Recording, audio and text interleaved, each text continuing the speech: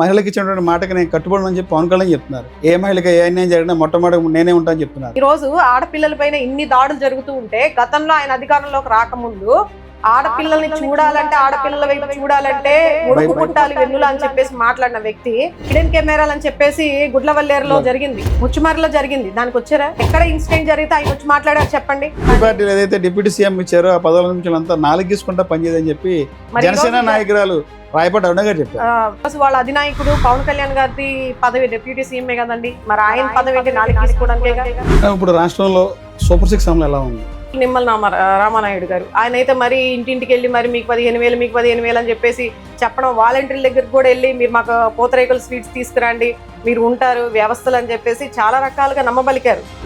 సంతకం పెట్టారు. ఉద్యోగాలు ఏంటి? ఎడ్యుకేషన్ ఏది? సంతకం పెడితే అయిపోతుందా? రాష్ట్రంలో లాండ్ ఆర్డర్ ఎలా ఉంది? ఎన్డీఏ కూటమి లాండ్ ఆర్డర్ అంతా కంట్రోల్లో ఉంది. గతంలో ఉన్న పరిస్థితి చూస్తే అప్పటికప్పుడు చాలా మార్పు వచ్చిందంటారు. ఎలా ఉందండి మీరు ఒక మహిళగా చెప్పండి. అంటే ఏ విధంగా మార్పు చెందిందని అనిపిస్తున్నారు అంటే, యాప్లు దిశ చట్టాన్ని అంటే దిశ యాప్ని మార్చేసి సురక్ష అని కొత్త పేర్లు పెట్టేస్తే వాలంటీర్ వ్యవస్థ అనేది పుట్టన బిడ్డకి పేరేలా పెడతాం. మీరు అదే ముందు కూడా అడిగారు నన్ను, అది ఎప్పుడు మీకు ఎన్నికలప్పుడు అది గుర్తు రాలేదా? ఇప్పుడు ఎందుకు వచ్చింది అన్నమాట? హామీ ఇచ్చే ముందు గుర్తు రాలేదా? ఈ రోజు సాకులు చెప్తారా? నెరవేర్చే టయానికి వచ్చేసరికి సాకులు చెప్తారా? ప్రజలకి బాగా సాక్షాత్తు సీఎం స్థాయిలో ఉంటుంది చంద్రబాబు గారు ఈరోజు పెన్షన్ ఇస్తున్నారు ప్రతి నెల 1వ తారీఖు. ఆ ఇంప్లిమెంటేషన్ ఎవరు తీసుకొచ్చారు? ప్రజల వద్దకే పాలన అనే దాన్ని ఎవరు తీసుకొచ్చారు?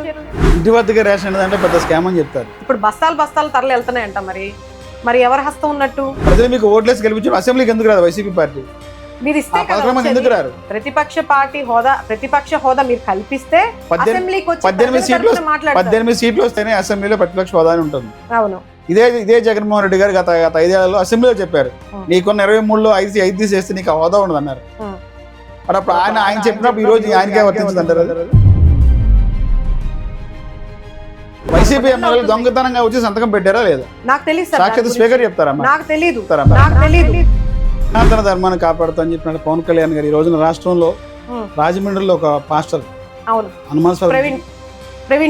అనుమానాస్పద మృతి చెందారు. దాని మీద ఎలా స్పందిస్తారు?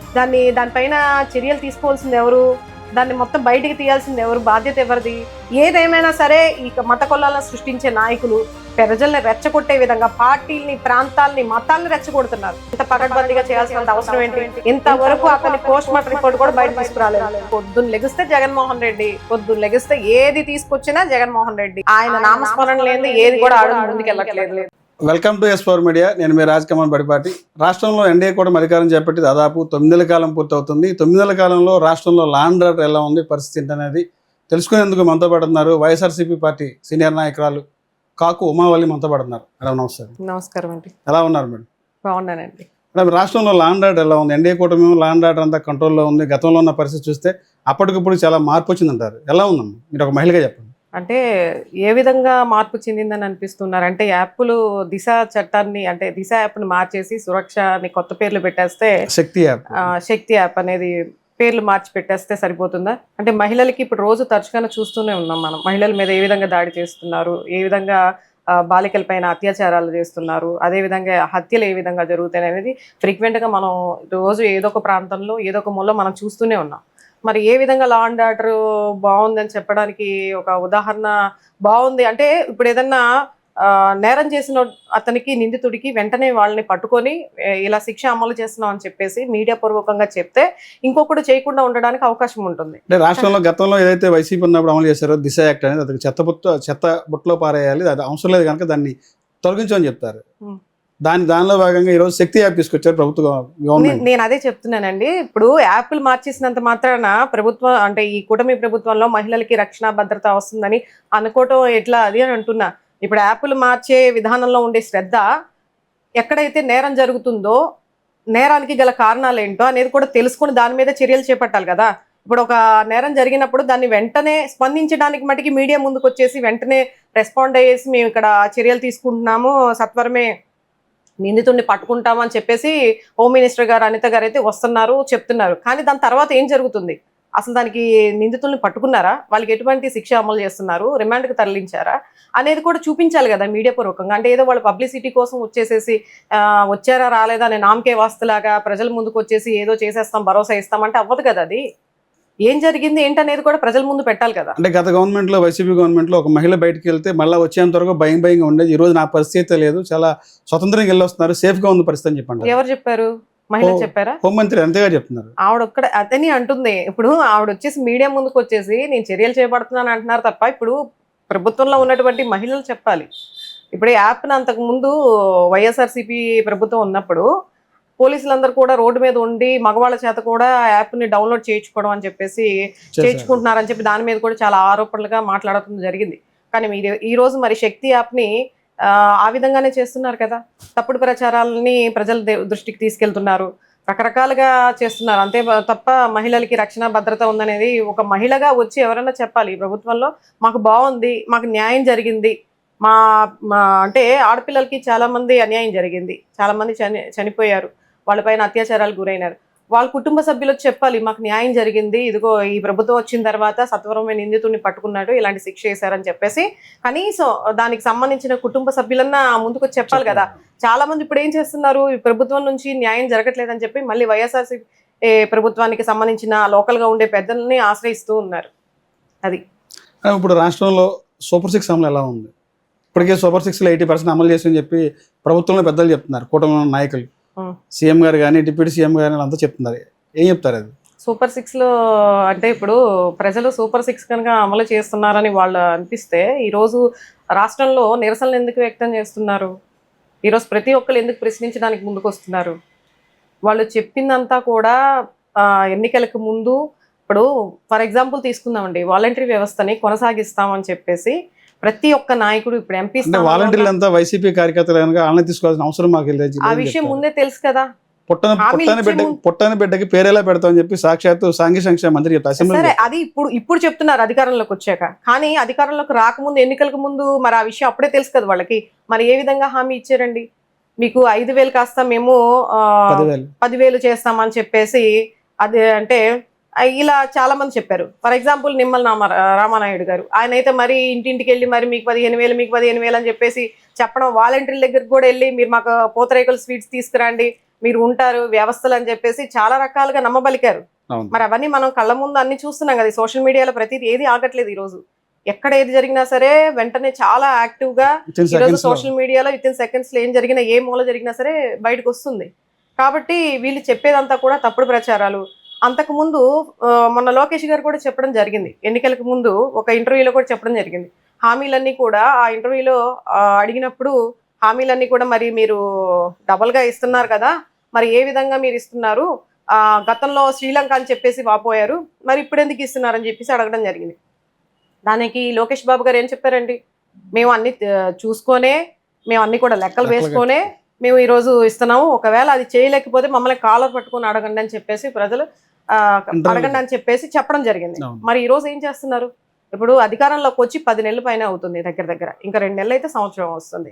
ఇప్పుడు దాకా ఏం చేస్తున్నారు? పెన్షన్ ఒకటి చెప్పినట్టుగా ఇచ్చారు, ఇస్తాను. సూపర్ 6లో పెన్షన్ ఇచ్చాము, డిఎస్ఎంఏ సంతకం పెట్టారు. ఉద్యోగాలు ఏంటి? నోటిఫికేషన్ ఏది? సంతకం పెడితే అయిపోతుందా? దాన్ని అమల్లోకి తీసుకురావాలి కదా.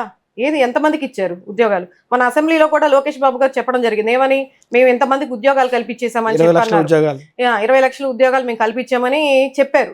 దాన్ని మళ్ళీ ప్రతిపక్ష పార్టీ అయినటువంటి వైఎస్ఆర్సీపీ వాళ్ళు దాన్ని ఖండించేసరికి ఎంతమందికి ఇచ్చారో ఒకసారి మాకు ఆ లిస్టు కూడా చెప్పండి, ఎందులో ఇచ్చారని అంటే, మేము ఇవ్వబోతున్నామని చెప్పాం తప్ప ఇచ్చామని చెప్పలేదని చెప్పి మాట మార్చారు.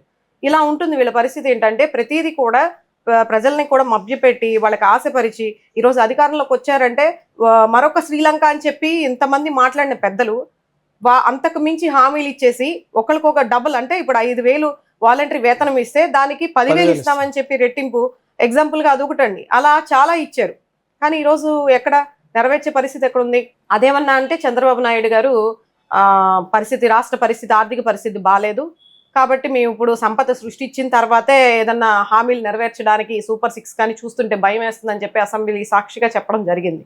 దాని గురించి ఒకసారేమో సంపద సృష్టించిన తర్వాత ఇస్తాము అని చెప్పేసి చెప్పారు, ఇంకోసారేమో ప్రజలే అర్థం చేసుకోవాలి. ప్రజలు ఏదో హోప్స్ పెట్టేసుకుంటారు. అంటే గత 5 ఏళ్లలో జగన్మోహన్ రెడ్డి అంతా అప్పులు కుప్పలు చేశాడు. ఆ అప్పులు తీర్చడానికి, ఆ గోతులు పూడ్చడానికి సమయం పడుతుంది. దానికి సంబంధించి ఆ ఎంతో పూడ్చిన తర్వాతే పథకాలు ఇస్తామని చెప్తారు చంద్రబాబు గారు. ఎంత గత 5 ఏళ్ల పాటు చాలా లక్షల కోట్ల అప్పులు చేశారు. ఆ అప్పులు బాకీలు కట్టడానికి వడ్డీ కట్టడానికి సరిపోతుందని చెప్తున్నారు. అలా కాదు. ఇప్పుడు అప్పులు ఎంత చేశారు, దానికి సరైన లెక్క ఉందా? వాళ్ళ దగ్గర సరైన ప్రూఫ్ ఉందా?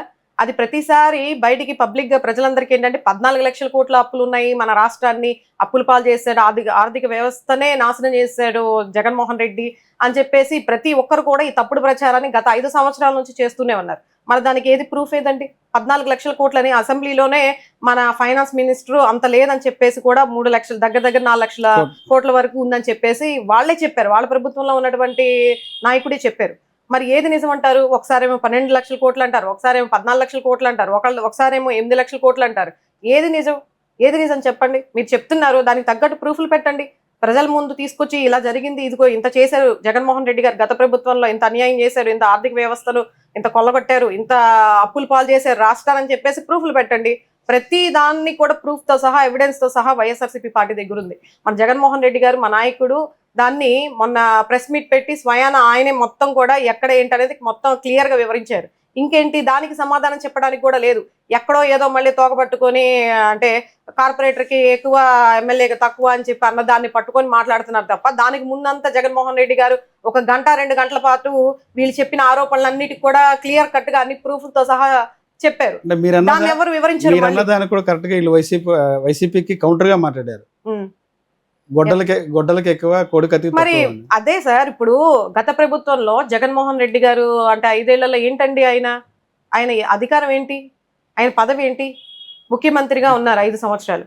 కానీ ముఖ్యమంత్రిగా ఉన్నా కూడా ఆ రోజు ప్రతిపక్ష పార్టీ అయినటువంటి ఇప్పుడు ఏవైతే కూటమి ప్రభుత్వంలో కలిసికట్టుగా ఉన్నాయో 3 పార్టీలు, ఆ 3 పార్టీలు ముఖ్యమంత్రి అని కూడా చూడకుండా ఇష్టానుసారం నోటికి ఏదొస్తే అది మాట్లాడేశారు. సైకో అన్నారు, పలానా అంటే ఇంక మీరు అన్ని చూడండి. ఒకసారి గతంలోకి వెళ్ళి చూస్తే ఈ వంగల్పూడి అనిత గారు, ఇప్పుడు హోమ్ మినిస్టర్ గా ఉండి మాట్లాడుతున్నటువంటి వంగల్పూడి అనిత గారు కానీ, అయ్యన్న పాత్రుడు గారు కానీ, అసెంబ్లీ స్పీకర్ గా ఉన్నటువంటి వీళ్ళందరూ కూడా, చివరికి చంద్రబాబు నాయుడు గారు కానీ, లోకేష్ బాబు గారు కానీ, వీళ్ళందరూ ఎలా మాట్లాడారు? ఒక ముఖ్యమంత్రి హోదాలో ఉన్న వ్యక్తిని ఎంత దారుణంగా అవమానించి మాట్లాడారు చెప్పండి. వైసీపీ కార్యకర్తలకి ఏదైనా పని చేస్తే పాముకు పాల్పోసినట్టు అంటారు. ఇదంతా పాముకు పాల్పోసినట్టు తయారవుతారా వైసీపీ అంటే? సార్, ఒకటి, వాళ్ళు 1.25 చెప్తూ ఉంటారు ఏదో విధంగా. ఎందుకంటే ఈరోజు టీడీపీ పార్టీ నిలబడిందంటే, అధికారంలోకి వచ్చిందంటే కేవలం తప్పుడు ప్రచారాన్ని ప్రజల్లోకి పదే తీసుకెళ్లడం.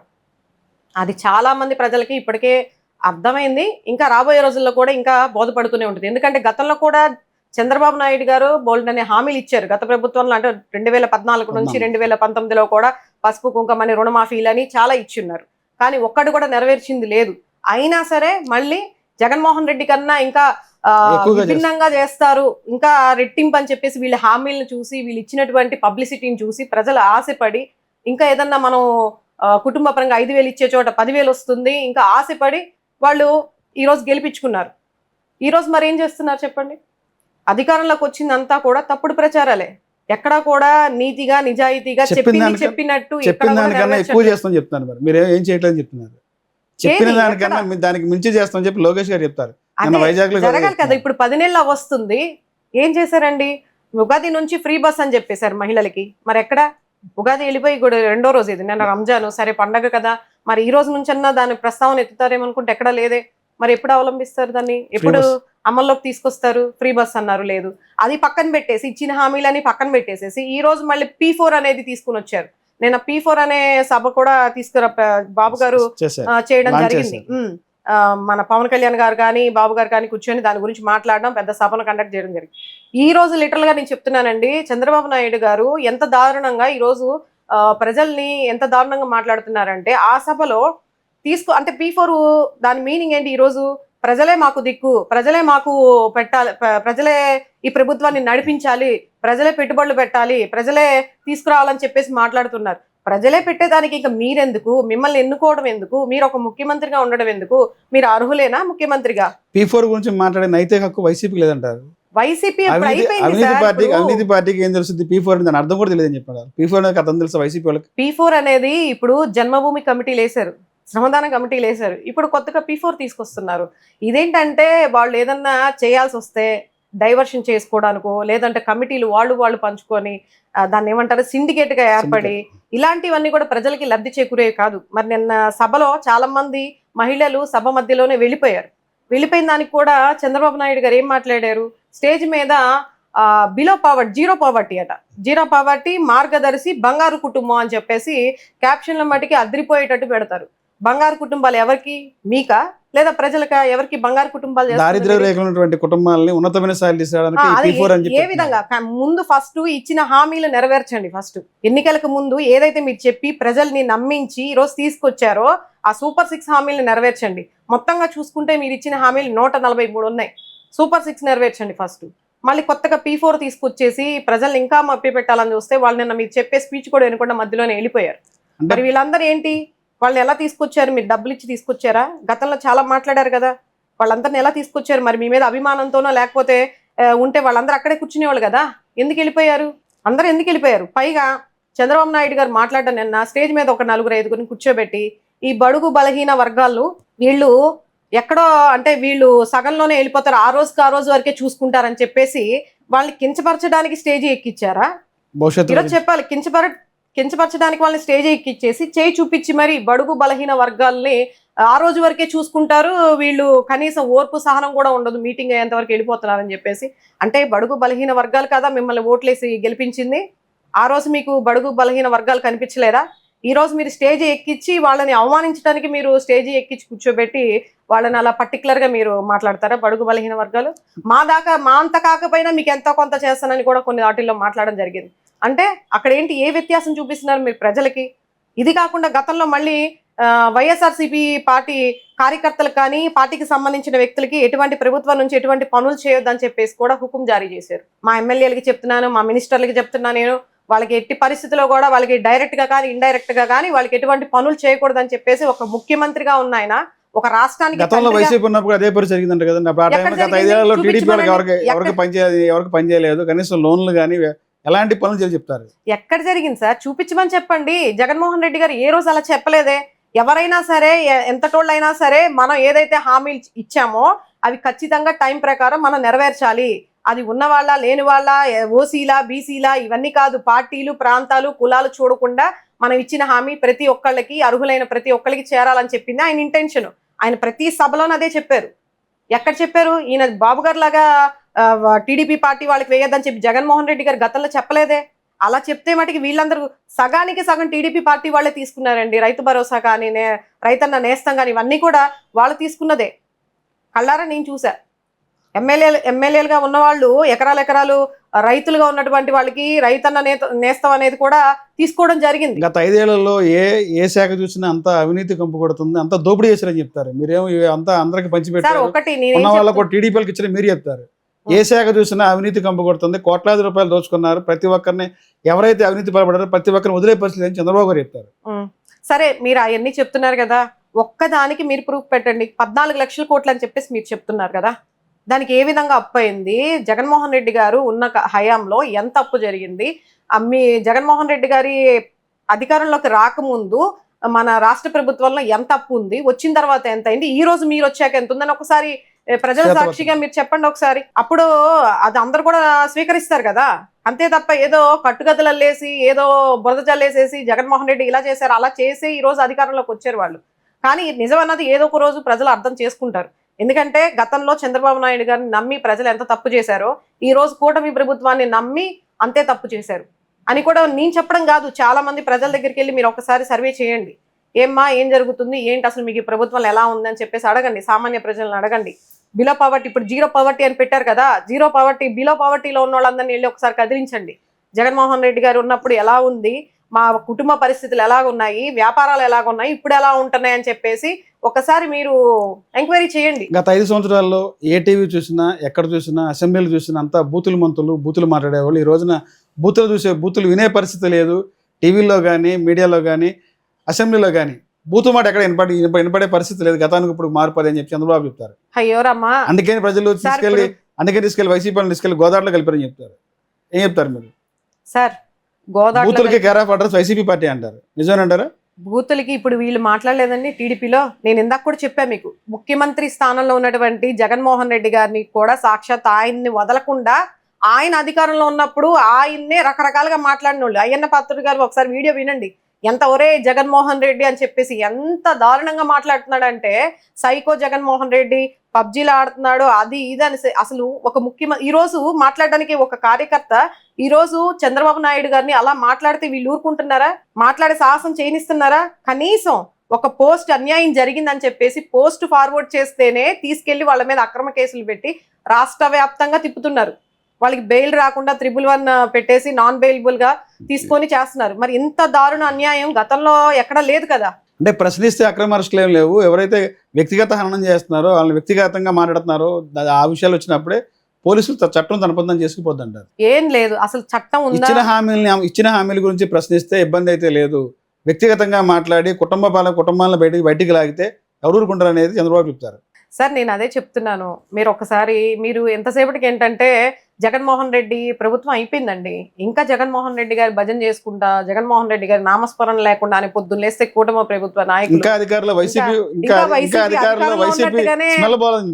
అదే ఇంకా అలాగే చేస్తున్నారు. ఇంకా వాళ్ళు మాట్లాడేది ఏంటంటే పొద్దున్న లెగిస్తే జగన్మోహన్ రెడ్డి, పొద్దున్న లెగిస్తే ఏది తీసుకొచ్చినా జగన్మోహన్ రెడ్డి, ఆయన నామస్మరణ లేనిది ఏది కూడా అడుగు ముందుకెళ్ళట్లేదు.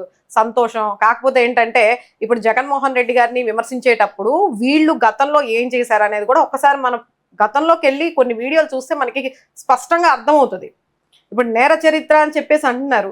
కూటమి ప్రభుత్వం రావడంతోనే ఎంత దారుణమైన వినుకొండలో రషీద్ హత్య ఏ విధంగా జరిగిందండి? నడి రోడ్డు పైన అంత దారుణంగా నరుగుతా ఉంటే ఇప్పుడు ఆ వ్యక్తికి ఇంతవరకు, ఆ నిందితుడికి ఇంతవరకు శిక్ష పడిందా లేదా అనేది కూడా ప్రజలకి తెలుసా? అసలు ఎవరికన్నా తెలుసా? వీళ్ళు దారుణాలన్నీ చేస్తున్నది ఎవరు? ఏ పార్టీకి సంబంధించిన వాళ్ళు? చెప్పండి, మీరు చెప్పండి. ఇవన్నీ దారుణాలు కదా? ఆడపిల్లల మీద ఎన్ని అఘాయిత్యాలు జరిగాయి. అదంతా ఎందుకు సార్? ఇప్పుడు నేరాలకి పాల్పడుతున్న వాళ్ళందరూ మద్యం మత్తులో మునిగేలాగా మద్యం అనేది ప్రజలకి దూరం చేయాలి తప్ప మద్యం అనేది విచ్చలవిడితనంగా తీసుకోండి తాగండి అంటే వీళ్ళు అధికారంలో రావడం కోసం ఎక్కడ లూప్ హోల్ ఉంటుందో ఆ లూప్ హోల్ ని వీళ్ళు బెనిఫిట్ గా తీసుకొని అధికారంలోకి రావాలని చెప్పేసి మద్యాన్ని మీకు క్వాలిటీ మద్యాన్ని ఇస్తారంట. ఎంత దారుణం అండి! క్వాలిటీ మద్యాన్ని ఇవ్వడం ఏంటంటే క్వాలిటీ అంట. క్వార్టర్ తర్వాత సంగతి, క్వాలిటీ మద్యం అంట. మద్యాల్లో క్వాలిటీ. మరి ఎడ్యుకేషన్ లో క్వాలిటీ ఏదండి? గవర్నమెంట్ స్కూల్స్ లో గతంలో జగన్మోహన్ రెడ్డి విద్యా వ్యవస్థలో గతానికి ఇప్పుడు పోల్చుకుంటే చాలా మార్పులు వచ్చి చెప్పి లోకేష్ గారు చెప్తారు. చూపించమని చెప్పండి. ఇప్పుడు విద్యా వ్యవస్థలో గవర్నమెంట్ స్కూల్స్ కి వెళ్తే అక్కడ పిల్లల్ని ఎంత దారుణంగా నాడు నేడు పెద్ద స్కామ్ అని చెప్తారు. నిజంగా నాడు నేడు స్కామ్ అంటారా? ఏ విధంగా ఉంటుంది సార్? దాని బెనిఫిట్ పొందిన వాళ్ళని వెళ్ళి ఆ కుటుంబ సభ్యుల్ని అడగండి. విద్యార్థులు బయట చిత్తుకాగితాలు ఏరుకుంటూ ఉంటే ఆడపిల్లల్ని కానీ మగపిల్లలు కానీ కుటుంబ భారంగా ఉండి పోషణకి ఇబ్బంది అయినటువంటి కుటుంబానికి 4-5 పిల్లలు ఉన్న వాళ్ళు ఏం చేస్తున్నారు? ఈ రోజు బాల కార్మికుల్లాగా బయటికి తీసుకెళ్లి పిల్లల్ని పనుల్లో, షాపుల్లో, వాటిల్లో పెడుతున్నారు. అటువంటి పిల్లలందరికీ కూడా విద్యను అందించాలి, క్వాలిటీ విద్యను అందించాలండో. మళ్ళీ క్వాలిటీ లిక్కర్ కాదు. మధ్యాంధ్రప్రదేశ్ లాగా మన కూటమి ప్రభుత్వం వాళ్ళు ఏదైతే ప్రజలకి కావాలో, వాళ్ళు ఏదైతే ఆశపడుతున్నారో ఓట్ బ్యాంకింగ్ కావాలని చెప్పి అలాంటి హామీలు ఇచ్చారేమో కానీ జగన్మోహన్ రెడ్డి గారు అలా చూసుకోవాలా. అంటే గత 5 ఏళ్ళు చూసుకుంటే విద్యా వ్యవస్థ చాలా మార్పులు తీసుకొచ్చి చెప్పి మీ వైసీపీ పార్టీ చెప్తాను. కానీ ఇదే విషయం మీద స్పందించినటువంటి నారా లోకేష్ గారు గత 5 సంవత్సరాల్లో 15 లక్షల మంది పిల్లలు డ్రాప్ అవుట్స్ అయ్యారు. దానికి బాధ్యత జగన్మోహన్ చెప్పి అదే నిన్న అసెంబ్లీలో చెప్పినట్టు ఉంటుంది. మేము ఉద్యోగాలు చాలా మందికి ఇచ్చేసామని అసెంబ్లీలో చెప్పినట్టుండి మళ్ళీ దాన్ని ప్రశ్నించేసరికి సరైన ఎవిడెన్స్ ప్రశ్నించేసరికి మేము ఇవ్వబోతున్నాం అని చెప్పారు. చూసారా? ఈ మాటలన్నీ కూడా ఇలాగే ఉంటాయి. గత ప్రభుత్వంలో విద్య పరంగా ఎంతమంది పిల్లలు లబ్ధి పొందారో ఒకసారి వెళ్ళి దానికి సంబంధించినటువంటి వాళ్ళ కుటుంబ సభ్యుల్ని అడగండి. ఆడపిల్లలకి కానీ ఇప్పుడు ఈ రోజు ఉన్నటువంటి పరిస్థితి, ఆడపిల్లలు ప్రభుత్వ స్కూల్కి వెళ్ళాలన్నా చాలా దారుణమైన పరిస్థితి. చిన్న పిల్లల్ని తీసుకెళ్లి బాత్రూంలో నీళ్లు పెట్టడానికి, అంత క్లీనింగ్ చేయడానికి, చపాతీలు చేయడానికి ఇలాంటి వాటికి ఉపయోగిస్తున్నారు. సరిగ్గా స్కూల్స్ కూడా వెళ్ళట్ల, వాళ్ళు సరైన ఆహారం కూడా ఇవ్వట్ల. మధ్యాహ్న భోజన పథకం కూడా తీస్తారు. క్వాలిటీ ఫుడ్ లేదు, పిల్లలకి క్వాలిటీ ఎడ్యుకేషన్ లేదు. ఎందుకు చేస్తారు? గత 5 ఏళ్లలో రాగి జావలో కానీ చిక్కిలో కానీ అంతా దోపిడీ చేశారు, కంత్రిమామని చెప్పి లోకేష్ చెప్తారు. సార్ ఇవన్నీ ఆరోపణలు సభాలక్ష చేస్తూనే ఉంటారు. ఆరోపణలు పిల్లలకు సరైన పౌష్టికాహారం లేదు, విద్య అందించలేదు. ఇప్పుడు వీళ్ళు ఏమిస్తున్నారు? ఒకసారి మనకి ప్రజల దృష్టికి తీసుకురమ్మని చెప్పండి. సరే జగన్మోహన్ రెడ్డి గారు చేయలేదని అంటున్నారు, మీరేం చేస్తున్నారో చెప్పండి. గతంలో అయిపోయిన దాని గురించి ఈ రోజు మీరు మాట్లాడుకుంటే రేపు అనే రోజున మీ పరిస్థితి ఏంటి? క్వాలిటీ ఎడ్యుకేషన్ ఇస్తారంట, విద్యా వ్యవస్థ చాలా చాలా సంస్కరణలు తీసుకొచ్చి చెప్తున్నారు, అనేకమైన మార్పులు తీసుకొచ్చి చెప్తున్నారు. ఎవరు? గతంలో జగన్మోహన్ రెడ్డి గారు. ఇప్పుడు ఎటువంటి మార్పులు లేరండి. అసలు పిల్లలు కూడా చాలా మంది డ్రాప్ అవుట్ అవుతారు. బైజూస్ అనేది పెద్ద స్కామ్ అంటారు, నిజం కాదంటారా? బైజూస్ అనేది పెద్ద స్కామ్, నాసి రకమైన ట్యాబ్లు ఇచ్చారు పిల్లలకి అని చెప్పి అంటారు సార్. బైజూస్ అనేది ఇప్పుడు నార్మల్ అంటే బిలో పవర్టీ అని మనం ఇందాక అనుకున్నాం కదా, పేద ప్రజల పిల్లలకి వాళ్ళకి మంచి ఎడ్యుకేషన్ ఇవ్వాలని చెప్పేసి ఇప్పుడు ప్రతి ఒక్కరూ కార్పొరేట్ స్కూల్స్కి వెళ్ళి వాళ్ళు మంచి మంచి హంగులతో ఏసీ క్లాసెస్లో మంచి మంచి డిజిటల్ స్క్రీన్స్తో అందరికీ అవ్వాలంటే అవ్వదు కదా ఆ పరిస్థితి. కాబట్టి జగన్మోహన్ రెడ్డి పేద ప్రజల పిల్లలకి ఖచ్చితంగా మంచి విద్యను అందించాలి, వాళ్ళకి అన్ని ఫెసిలిటీస్ని కల్పించాలి, పేరెంట్స్కి భారం లేకుండా అమ్మఒడి అనే పథకం ద్వారా మనం కల్పించాలి. అదేవిధంగా క్లాస్లో ఉన్నటువంటి వసతులన్నీ కల్పించి వాళ్ళు మంచి విద్యని తీసుకునేలాగా, ప్లస్ వాళ్ళు ఇంగ్లీష్ మీడియం కూడా తీసుకొచ్చారు. సిబిఎస్ఈ సిలబస్ కానీ ఐబీ సిలబస్ కానీ ఐక్యరాజ్య సమితిలో కూడా తీసుకెళ్లి మాట్లాడారు కదండి. అంత ఘనత ఎందులో వచ్చింది? ఈ రోజు వీళ్ళు కాదు కూడదని చెప్పినప్పుడు వీళ్ళు ఏం చేశారో ఒకసారి ప్రజల దృష్టికి తీసుకురమ్మని చెప్పండి. ఫలానా సంస్కరణలు చేశాం మేము అని చెప్పేసి, ఇలా చేశాము, ఈ 10 నెలలుగా విద్యా వ్యవస్థలో ఈ మార్పులు తీసుకొచ్చాము, జగన్మోహన్ రెడ్డి గారికి చేసిన దాని అంతకు మించి మేము విద్యను అందిస్తున్నాము, పిల్లలు ఎంతమంది రిక్రూట్మెంట్ ఈ ఇయర్ ఎంతమంది జాయిన్ అయ్యారు, పెరిగిందా తగ్గిందా, ఇవన్నీ చూపించమని చెప్పండి. ఎందుకు సార్ ఇవన్నీ పిల్లల మీద? పిల్లలు ఏం చేశారని అలా అనుకుంటే 2014 నుంచి 2019 లోపల దాదాపు 5,000 ప్రభుత్వ స్కూల్ని మూసేశారు. ఈ రోజు కార్పొరేట్ స్థాయిలో వాళ్ళకే సపోర్ట్ చేసుకుంటే ఏ విధంగా చేశారని చంద్రబాబు నాయుడు గారు వచ్చారంటేనే ప్రభుత్వ స్కూల్స్ కానీ ప్రైవేట్ స్కూల్స్ కానీ ప్రైవేట్ కాలేజెస్ కానీ కార్పొరేట్ స్థాయిలో అందరూ కూడా ఎప్పుడెప్పుడా అని ఎదురు చూస్తారు. ఎందుకంటే వీళ్ళకి రావాల్సిన అన్ని కూడా వీళ్ళకి వచ్చేస్తాయి. మరి పేద ప్రజల పిల్లలందరూ కూడా ఎవరు ఎక్కడ ఉండాలో అక్కడే ఉండాలి.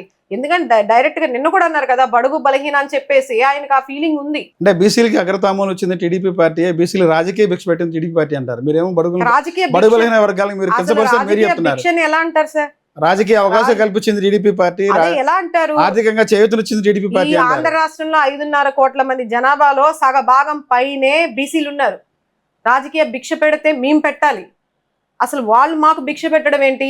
ఈ జనాభా లెక్క కూడా నేను బీసీ సమన్వయ కమిటీలో రాష్ట్ర కన్వీనర్ గా ఉన్నాను సార్. రేపు రాబోయే జ్యోతిరావు పూలే మహాత్మా పూలే గారి 11వ తారీఖున రాష్ట్ర వ్యాప్తంగా మేము నిరసనలు తెలియజేస్తున్నాం. ఎందుకంటే పక్క రాష్ట్రమైనటువంటి తెలుగు రాష్ట్ర తెలంగాణలో టీడీపీ పార్టీ ఆవిర్భవించే వరకు కూడా బీసీలకి రాజకీయంగా ప్రవేశం చెప్తారు, నిజమేనంటారా? టీడీపీ పార్టీ వచ్చిన తర్వాతే బీసీలు రాజకీయంగా చేయూతనిచ్చామని చెప్తారు. ఎవరు చెప్పారు సార్ అన్నమాట? చంద్రబాబు గారు చెప్తారు, పదే చెప్తారు కదా. అది బీసీలను ఆర్థికంగా గానీ సామాజికంగా గానీ రాజకీయంగా గానీ అభివృద్ధి చేసింది ఓన్లీ టీడీపీ అని చెప్తారు. అంత కొంత మీరు ఒక బీసీ మహిళ. అవును, అంత కొంత న్యాయం చేశారంటే జగన్మోహన్ రెడ్డి గారే అంత కొంత న్యాయం చేశారు. అది కూడా పూర్తి స్థాయిలో చేశారని నేను చెప్పను. అంత కొంత ఈరోజు ప్రత్యేకంగా మహిళల్ని గుర్తింపించి మహిళలకి పెద్ద పెద్ద పదవులు కట్టబెట్టి ఎక్కువ స్థాయిలో ఎస్టీ ఎస్సీలకు కానీ ఈరోజు డిప్యూటీ సీఎం గా ఇచ్చింది ఒక మహిళని, హోమ్ మినిస్టర్ గా కానీ డిప్యూటీ సీఎం గా కానీ గత ప్రభుత్వంలో వైసీపీ పార్టీ ఏదైతే డిప్యూటీ సీఎం ఇచ్చారో ఆ పదవుల నుంచి అంతా 4 గీసుకుంటా పనిచేయదని చెప్పి జనసేన నాయకురాలు రాయపాటి అరుణ గారు చెప్పారు. మరి ఈ రోజు వాళ్ళ అధినాయకుడు పవన్ కళ్యాణ్ గారి పదవి డిప్యూటీ సీఎంఏ కదండి. మరి ఆయన పదవి ఏంటి 4 గీసుకోవడానికేగా. మరి ఈ రోజు ఇన్ని జరుగుతున్నాయి రాష్ట్రంలో. సనాతన ధర్మం అని చెప్పేసి రాష్ట్రంలో మత కొల్లల్ని రెచ్చగొట్టే విధంగా ఆయన కొత్త వేషధారణలో కూటమి ప్రభుత్వం రాగానే అధికారంలోకి రాగానే కొత్త వేషధారణలో ప్రజల ముందుకు రావడం జరిగింది. ప్రజల్ని రెచ్చగొట్టే విధంగా అంతకు ముందేమో కుల భావన అంటారు, ఇప్పుడేమో మత భావన అంటారు. ఆంధ్ర భావన లేకపోతే కనీసం మత భావనలో అన్నా ఉండమని చెప్పేసి ప్రజల్ని రెచ్చగొట్టి ప్రజల్లో ఈరోజు మత కల్లోలాలు విద్వేషాలు ఒకళ్ళ మీద ఒకళ్ళు వాళ్ళు కొట్టుకు సావాలన్నట్టుగా ఈరోజు రెచ్చగొట్టి మాట్లాడుతూ ఉన్నారు.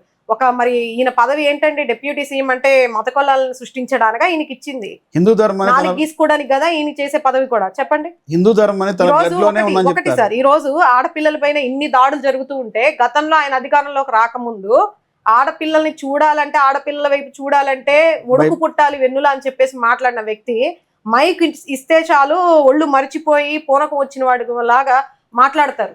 మరి అంత ఇది ఈరోజు అధికారం చేతిలో ఉండగా బీజేపీని కూడా శాసించే స్థాయిలో మీరున్నారు. ఈరోజు ఉన్నప్పుడు అంత స్థాయిలో ఉన్నప్పుడు ఇక రాష్ట్రంలో మీదే ఉండి అక్కడ కేంద్రంలో మీదే ఉన్నప్పుడు ఈరోజు మీరేం చేయాలి?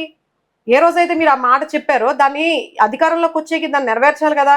మరి ఆడపిల్లలకి ఇన్ని జరుగుతూ ఉంటే ఏ రోజు వచ్చి మీరు వచ్చి మాట్లాడారు మహిళకి చెప్పండి మీడియా ముందుకి? మహిళకి ఇచ్చినటువంటి మాటకి నేను కట్టుబడి చెప్పి పవన్ కళ్యాణ్ చెప్తున్నారు. ఏ మహిళకి ఏ అన్యాయం జరిగినా మొట్టమొదటి నేనే ఉంటాను చెప్తున్నారు. అవును, అది గతంలో చెప్పారు. నేను అదే అడుగుతున్నా, ఇప్పుడు 10 నెలలుగా అధికారంలోకి వచ్చారు ఆయన, ఎక్కడ ఇన్సిడెంట్ జరిగితే ఆయన వచ్చి మాట్లాడారు చెప్పండి?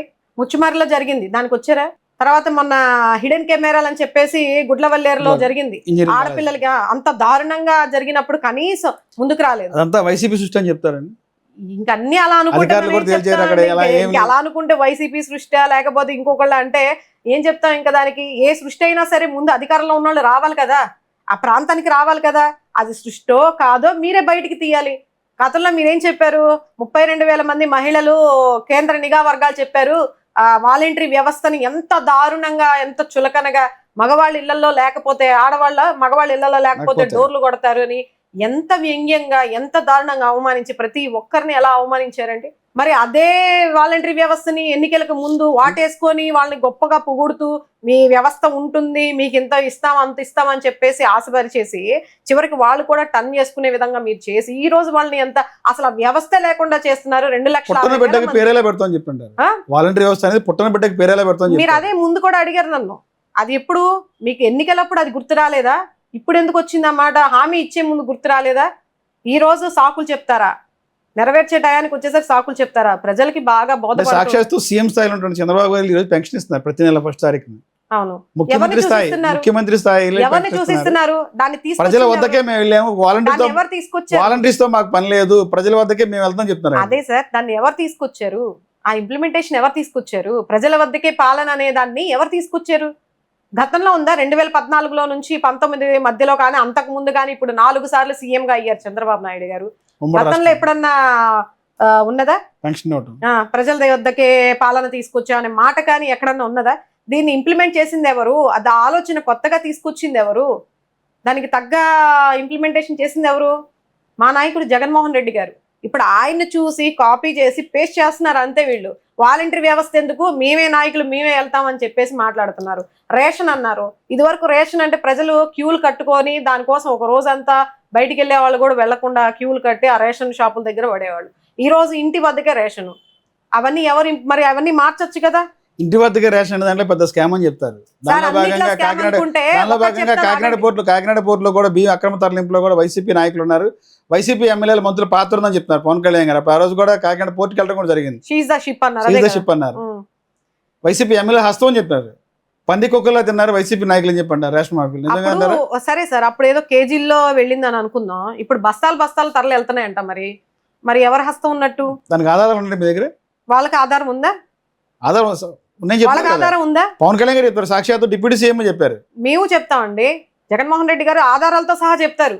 వాళ్ళు మాట్లాడిన ప్రతి దానికి కూడా ఆధారాలతో సహా చెప్తారు కూడా. వాళ్ళు మాట్లాడే ప్రతి దానికి ఆధారం ఉంటుంది. మేము ఆధారాలు లేకుండా గతంలో కూడా మేము హామీలు నెరవేర్చేటప్పుడు ఏ టైంకి నెరవేరుస్తాం, ఏ రోజు నెరవేరుస్తాం ముందుగానే ప్రతిది కూడా ప్రజల దృష్టికి తీసుకెళ్లి మధ్యవర్తిత్వం లేకుండా లంచగొండితనాన్ని అరికట్టి డైరెక్ట్ గా ప్రజలకు ఇచ్చారు. అటువంటి సుపరిపాలన చేసినటువంటి వ్యక్తి జగన్మోహన్ రెడ్డి గారు. ఈ రోజు వీళ్ళు చేస్తున్నది ఏంటి? ఎంతసేపటికి జగన్మోహన్ రెడ్డి గారి పైన, వైఎస్ఆర్సీపీ నాయకుల పైన ఏదో ఒకటి బురద జల్లి వాళ్ళని ఏదో ఒక కేసుల్లో ఇరికించేసి వాళ్ళ రాజకీయంగా సమాధి చేయాలి, అసలు జగన్మోహన్ రెడ్డి అనే వ్యక్తినే లేకుండా చేయాలని చెప్పేసి సాక్షాత్తు చంద్రబాబు నాయుడు గారే ఒక సభలో చెప్పడం జరిగింది. ఒక సైతాన్ని ఉంది, ఈ సైతాన్ని మళ్ళీ లేవనిస్తామా లేదా సజీవ సమాధి కాంక్రీట్ వేసి కప్పెడదాం అని చెప్పేసి ఒక భూతం అని చెప్పేసి జగన్మోహన్ రెడ్డి గారిని భూతం అని చెప్పి సంబోధించిన వ్యక్తి మన చంద్రబాబు నాయుడు గారు. మరి ఆయన సీఎం హోదాలో ఉండి ఇలాంటి మాటలు మాట్లాడచ్చా? మరి జగన్మోహన్ రెడ్డి గారు గతంలో ఇంత అవకాశం ఉన్నా గతంలో ఇలాంటి మాటలు మాడే వైసీపీని ప్రజలు తిరస్కరించారని చెప్తారు. నిజంగా 40% ఓట్ బ్యాంకింగ్ ఉంది ఇప్పటికీ కూడా. 1,30,00,000 మందికి పైగా మాకు ఓట్ బ్యాంకింగ్ ఉంది. మరి ఏ విధంగా ఉంటే, నిజంగా అలా ఉంటే ఈ పార్టీకి అసలు అది కూడా రాకూడదు కదా. అంటే ప్రతిపక్ష హోదా కూడా ఇవ్వలేదు ప్రజలని చెప్తారు. నిజంగా అంటారా? ప్రజల ప్రతిపక్షం మాట్లాడితే వైఎస్ఆర్సీపీ 40% ఓట్ బ్యాంక్ ఉందని చెప్తున్నారు, పదే చెప్తున్నారు కదా. ప్రతిపక్ష హోదా కూడా ఇవ్వలేదు. 18 సీట్లు ఉంటేనే ప్రతిపక్ష హోదా అని చెప్తున్నారు. అవును, అది రాజ్యాంగ పరంగా ఉన్న విధానం. కానీ ఇప్పుడు మూడు పార్టీలు కూటమిగా ఏర్పడి ఈ రాష్ట్రంలో మరి ఇంకో వేరే పార్టీ లేదు ప్రతిపక్షంగా మాట్లాడటానికి. అది ఖచ్చితంగా ఇవ్వాల్సింది ఎవరికండి? ఇవ్వాల్సింది ఎవరికి? 11 స్థానాలు వచ్చినా, 12 వచ్చినా, 10 వచ్చినా ఇవ్వాల్సింది ఇవ్వాలి అనేది రాజ్యాంగంలో ఎక్కడా లేదని స్పీకర్ చెప్తారు. సరే ఇవ్వద్దు, ఇవ్వాలి అనేది రాజ్యాంగం ఇవ్వద్దు. ఎక్కడ లేదని చెప్తారు. ఇవ్వద్దు. ప్రజలు మీకు ఓట్లేసి గెలిపించారు, అసెంబ్లీకి ఎందుకు రాదు వైసీపీ పార్టీ? మీరు ఇస్తే ఆ కదా పథకం వచ్చేది. ఎందుకు రారు? ప్రతిపక్ష హోదా మీరు కల్పిస్తే 18 అసెంబ్లీకి వచ్చి 18 ప్రజల సీట్లు తరపున మాట్లాడతారు. 18 సీట్లు వస్తేనే అసెంబ్లీలో ప్రతిపక్ష హోదా అని ఉంటుంది. అవును. ఇదే జగన్మోహన్ రెడ్డి గారు గత 5 ఏళ్లలో అసెంబ్లీలో చెప్పారు, నీకున్న 23లో 5 తీసేస్తే నీకు ఆ హోదా ఉండదు అన్నారు. మరి అప్పుడు ఆయన చెప్పినప్పుడు ఈ రోజు ఆయనకే వర్తించదు అంటారు. అది వర్తించడం కాదు సార్, మీరు చెప్పిన లాజిక్ బాగానే ఉంది. మన ప్రజాస్వామ్యబద్ధంగా రాజ్యాంగబద్ధంగా ఏవైతే ఉన్నాయో అవన్నీ కూడా మనం ఇంప్లిమెంట్ చేయాలి, అది మన బాధ్యత కూడా. కాకపోతే నేను చెప్పేది ఏంటంటే గతంలో కూడా బీజేపీలో కూడా ఇలాంటి ఇదే ఎదురైనప్పుడు మరి ప్రతిపక్ష హోదా ఉండాలంటే 18 సీట్లు ఉండాలని కూర్చుంటే మరి ప్రజల పక్షాన మాట్లాడే వాళ్ళు ఎవరుంటారు? అధికార పక్షం ప్రతిపక్ష పాత్ర కూడా మేమే పోషిస్తామని చెప్పి పవన్ కళ్యాణ్ చెప్పారు. పవన్ కళ్యాణ్ అదే నేను అంటుంది. పవన్ కళ్యాణ్ గారు మనం మాట్లాడడం ఒక డిప్యూటీ సీఎం గా ఉండి నెక్స్ట్ ఉన్నటువంటి పార్టీ ఏంటి సీట్లు అంటే మాదే, ప్రతిపక్ష హోదా మాకే రావాలి, కావాలంటే జర్మన్ వెళ్ళమని చెప్పేసి ఆయన వ్యంగ్యంగా మాట్లాడడం జరిగింది. అప్పుడు నేను ఒకటే చెప్తున్నా, మరి మీరు నిజంగా ప్రతిపక్ష హోదా తీసుకోవాలనుకుంటే డిప్యూటీ సీఎం గా రాజీనామా చేసేయండి శుభ్రంగా ప్రజల తరపున. మరి ఇప్పుడు ఉన్న 2-3 ప్రధాన పార్టీలు అసెంబ్లీలో కూర్చొని మీరే ప్రశ్నలు వేసుకొని మీరే జవాబులు ఇచ్చుకుంటూ మీరే ప్రజల పక్షాన్ని అన్ని మీరే మాట్లాడుకుంటే ప్రజల తరపున మాట్లాడే వాళ్ళు ఎవరుంటారు? ఆ గొంతు ఎక్కడ ఉంటుంది? అంటే మీరు ప్రజాస్వామ్యాన్ని మీరు ఏం చేస్తున్నట్టు, కూనీ చేస్తున్నట్ట, లేకపోతే మీరు అన్ని పద్ధతి ప్రకారం అన్ని కరెక్ట్ గా హక్కుల ప్రకారం మన విధి విధానాల ప్రకారం అన్ని పాటిస్తున్నారా? ఈ రోజు నేను అదే ప్రశ్నిస్తూ ఉన్నా. అసెంబ్లీ టైంలో వైఎస్ఆర్సీపీ భయపడి కేవలం జగన్మోహన్ రెడ్డి అసెంబ్లీ టైంలో గొంతుకి భయపడి అసెంబ్లీ టైంలో వైసీపీ ఎమ్మెల్యేలు దొంగతనం గురించి సంతకాలు పెట్టారని చెప్పి స్పీకర్ చెప్తారు.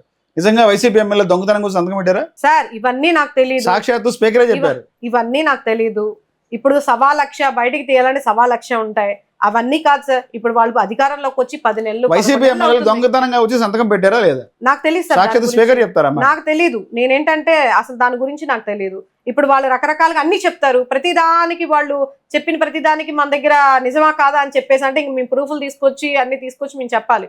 ప్రతి ఆరోపణని కూడా మేము ఇంకా ప్రూవ్ చేసుకుంటూ ఉండాలి. ఇప్పుడు అది కాదు కదా రాష్ట్రానికి సంబంధించింది, పలానా వాళ్ళు ఇలా చేశారు అలా చేశారని కాలయాపన చేస్తూ ఉంటే ప్రజల పక్షాన ప్రజలకు ఇచ్చిన హామీలు కానీ, ప్రజల పక్షాన వాళ్ళకి జరుగుతున్న అన్యాయం కానీ, రాష్ట్రంలో జరుగుతున్నటువంటి ఇప్పుడు చాలా మంది అన్ని 39 మండలాల దాదాపు కరువు కాటకాలకి అల్లాడుతూ ఉంది. మరి వీటన్నిటికి ఎవరు సమాధానం చెప్తారు? మీరు రాష్ట్రంలో అధికారంలోకి వచ్చింది దేనికోసం వచ్చారు? ప్రజలకి మంచి సుపరిపాలన అందించడానికి వచ్చారా, లేదంటే ఒకళ్ళ మీద ఒకళ్ళు చెప్పుకోవడానికి ఏదో గిలికజ్జ ఆటల్లాగా పిల్లలు కానీ నువ్వు ఇలా చేసావు అందుకే నేను ఇలా చేస్తున్నాను రేపు నేను ఒకటి చెప్తున్నాను సార్, గతంలో వైఎస్ఆర్సీపీ పార్టీలో తప్పు జరిగింది, నోటికి వచ్చినట్టు మాట్లాడారు అందుకే ప్రజలు కట్టబెట్టారు అంటున్నారు. దాన్ని నేను పూర్తిగా అవును అనేది నేను చెప్పను, ఉంది కాదనట్లా ఎంతో కొంత ఉంది, లేకుండా ఎక్కడా కూడా వచ్చిన 5 సంవత్సరాల్లోనే మొట్టమొదటిసారి సీఎం గా అయ్యి ఎన్నో అవకతవకలు ఎన్నో ఇబ్బందులకు గురైనా సరే కష్టపడి ఆయన సీఎం గా వచ్చారు. వచ్చిన వెంటనే 2 సంవత్సరాలు కరోనాకి పోయింది, మిగిలిన 3 సంవత్సరాల్లో ఆయన ఇచ్చిన హామీలన్నీ కూడా తూచా తప్పకుండా 99% పూర్తి చేసిన వ్యక్తి జగన్మోహన్ రెడ్డి గారు. అంతే తప్ప ఈ ప్రతిపక్ష పార్టీ వాళ్ళ మీద బురద జల్లాలనో లేకపోతే వాళ్ళని టార్గెట్ చేసి మాట్లాడాలనో చేయాలనుకుంటే ఆ హామీలన్నీ కూడా ఇప్పుడు వీళ్ళు చేస్తున్నారు కదా కాలయాపన, అలాంటివి చేయలేదు ఆయన. ఈ రోజు ఏదో 10 నెలలు అవుతున్నా సరే ఇంకా మీరు జగన్మోహన్ రెడ్డి నామస్మరణ చేస్తూ మీరు చేయవలసినవన్నీ పక్కన పెట్టేసేసి ఏదో డైవర్షన్ పాలిటిక్స్ చేసుకుంటూ ఈ రోజు చేయాల్సి వస్తుందని చెప్పేసి ఏదో ఒకటి ఎలిగేషన్ తీసుకొస్తా. స్టార్టింగ్ నుంచి తిరుపతి లడ్డు దగ్గర నుంచి మొదలు పెడితే ఇప్పటికి ఎన్ని తీసుకొచ్చారు మధ్యలో? ఏదో ఒకటి ప్రజలు అడిగే ప్రశ్నించే టయానికి ఏదో ఒకటి తీసుకొస్తున్నారు, మీరు మధ్యలోకి డైవర్షన్ చేస్తూ ఉన్నారు. ఇప్పుడు P4 అనేది తీసుకొచ్చారు, ముందు ఉన్న హామీలు నెరవేర్చండి స్వామి, తర్వాత P4లు P5లు చేసుకుందరు. ప్రజలు చేసుకునే విధానం అయితే అసలు మీరెందుకు అధికారంలో ఉండడం, మీరెందుకు సీఎం గా ఉండడం? ఒక తండ్రి స్థానంలో ఉన్నటువంటి మీరు వైసీపీ కార్యకర్తలకి చేయకూడదని ప్రజల్ని రెచ్చగొట్టే విధంగా మీరు మాట్లాడుతూ విభజించి పాలించాలని చూస్తున్నారు. ఈ రోజు ఒక పక్కనేమో డిప్యూటీ సీఎం గారు మత కొల్లలా సృష్టిస్తూ సనాతన ధర్మం అని చెప్పేసి స్వామీజీల్ని అవన్నీ కూడా ఆయనకి ఇంట్రెస్ట్ ఉండొచ్చు, కానీ చెప్పేది ఒక మాట చేసేది ఒక మాట.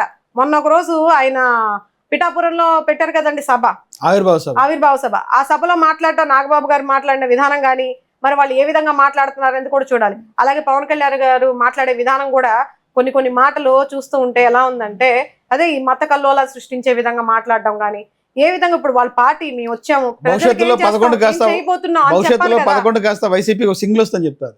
చూద్దాం. మొన్న స్థానిక సంస్థల్లో ఎక్కడో దాకా ఎందుకు సార్ 10 నెలలు కూడా పూర్తి కాకముందే స్థానిక ఉప ఎన్నికల్లో 39 స్థానాలు కైవసం చేసుకుంది వైఎస్ఆర్సీపీ పార్టీ. మరి నిజంగా వ్యతిరేకత ఉంటే ఇప్పుడు కూడా మాకు అన్ని సీట్లు రావు కదా, అన్ని స్థానాలు రావు కదా. అప్పటికీ వీళ్ళు ఎన్ని చేశారు, ప్రజలపైన వాళ్ళని బంధించడం, ఆడవాళ్ళని కూడా చూడకుండా కూటమి ప్రభుత్వంలో ఒక పెద్ద అతను ముసలైన ఆడపిల్లని డ్రెస్ పట్టుకొని లాగడం, కుర్చీలు పట్టుకొని లాగడం చూసారు కదా మీరు కూడా ఆ వీడియోలు.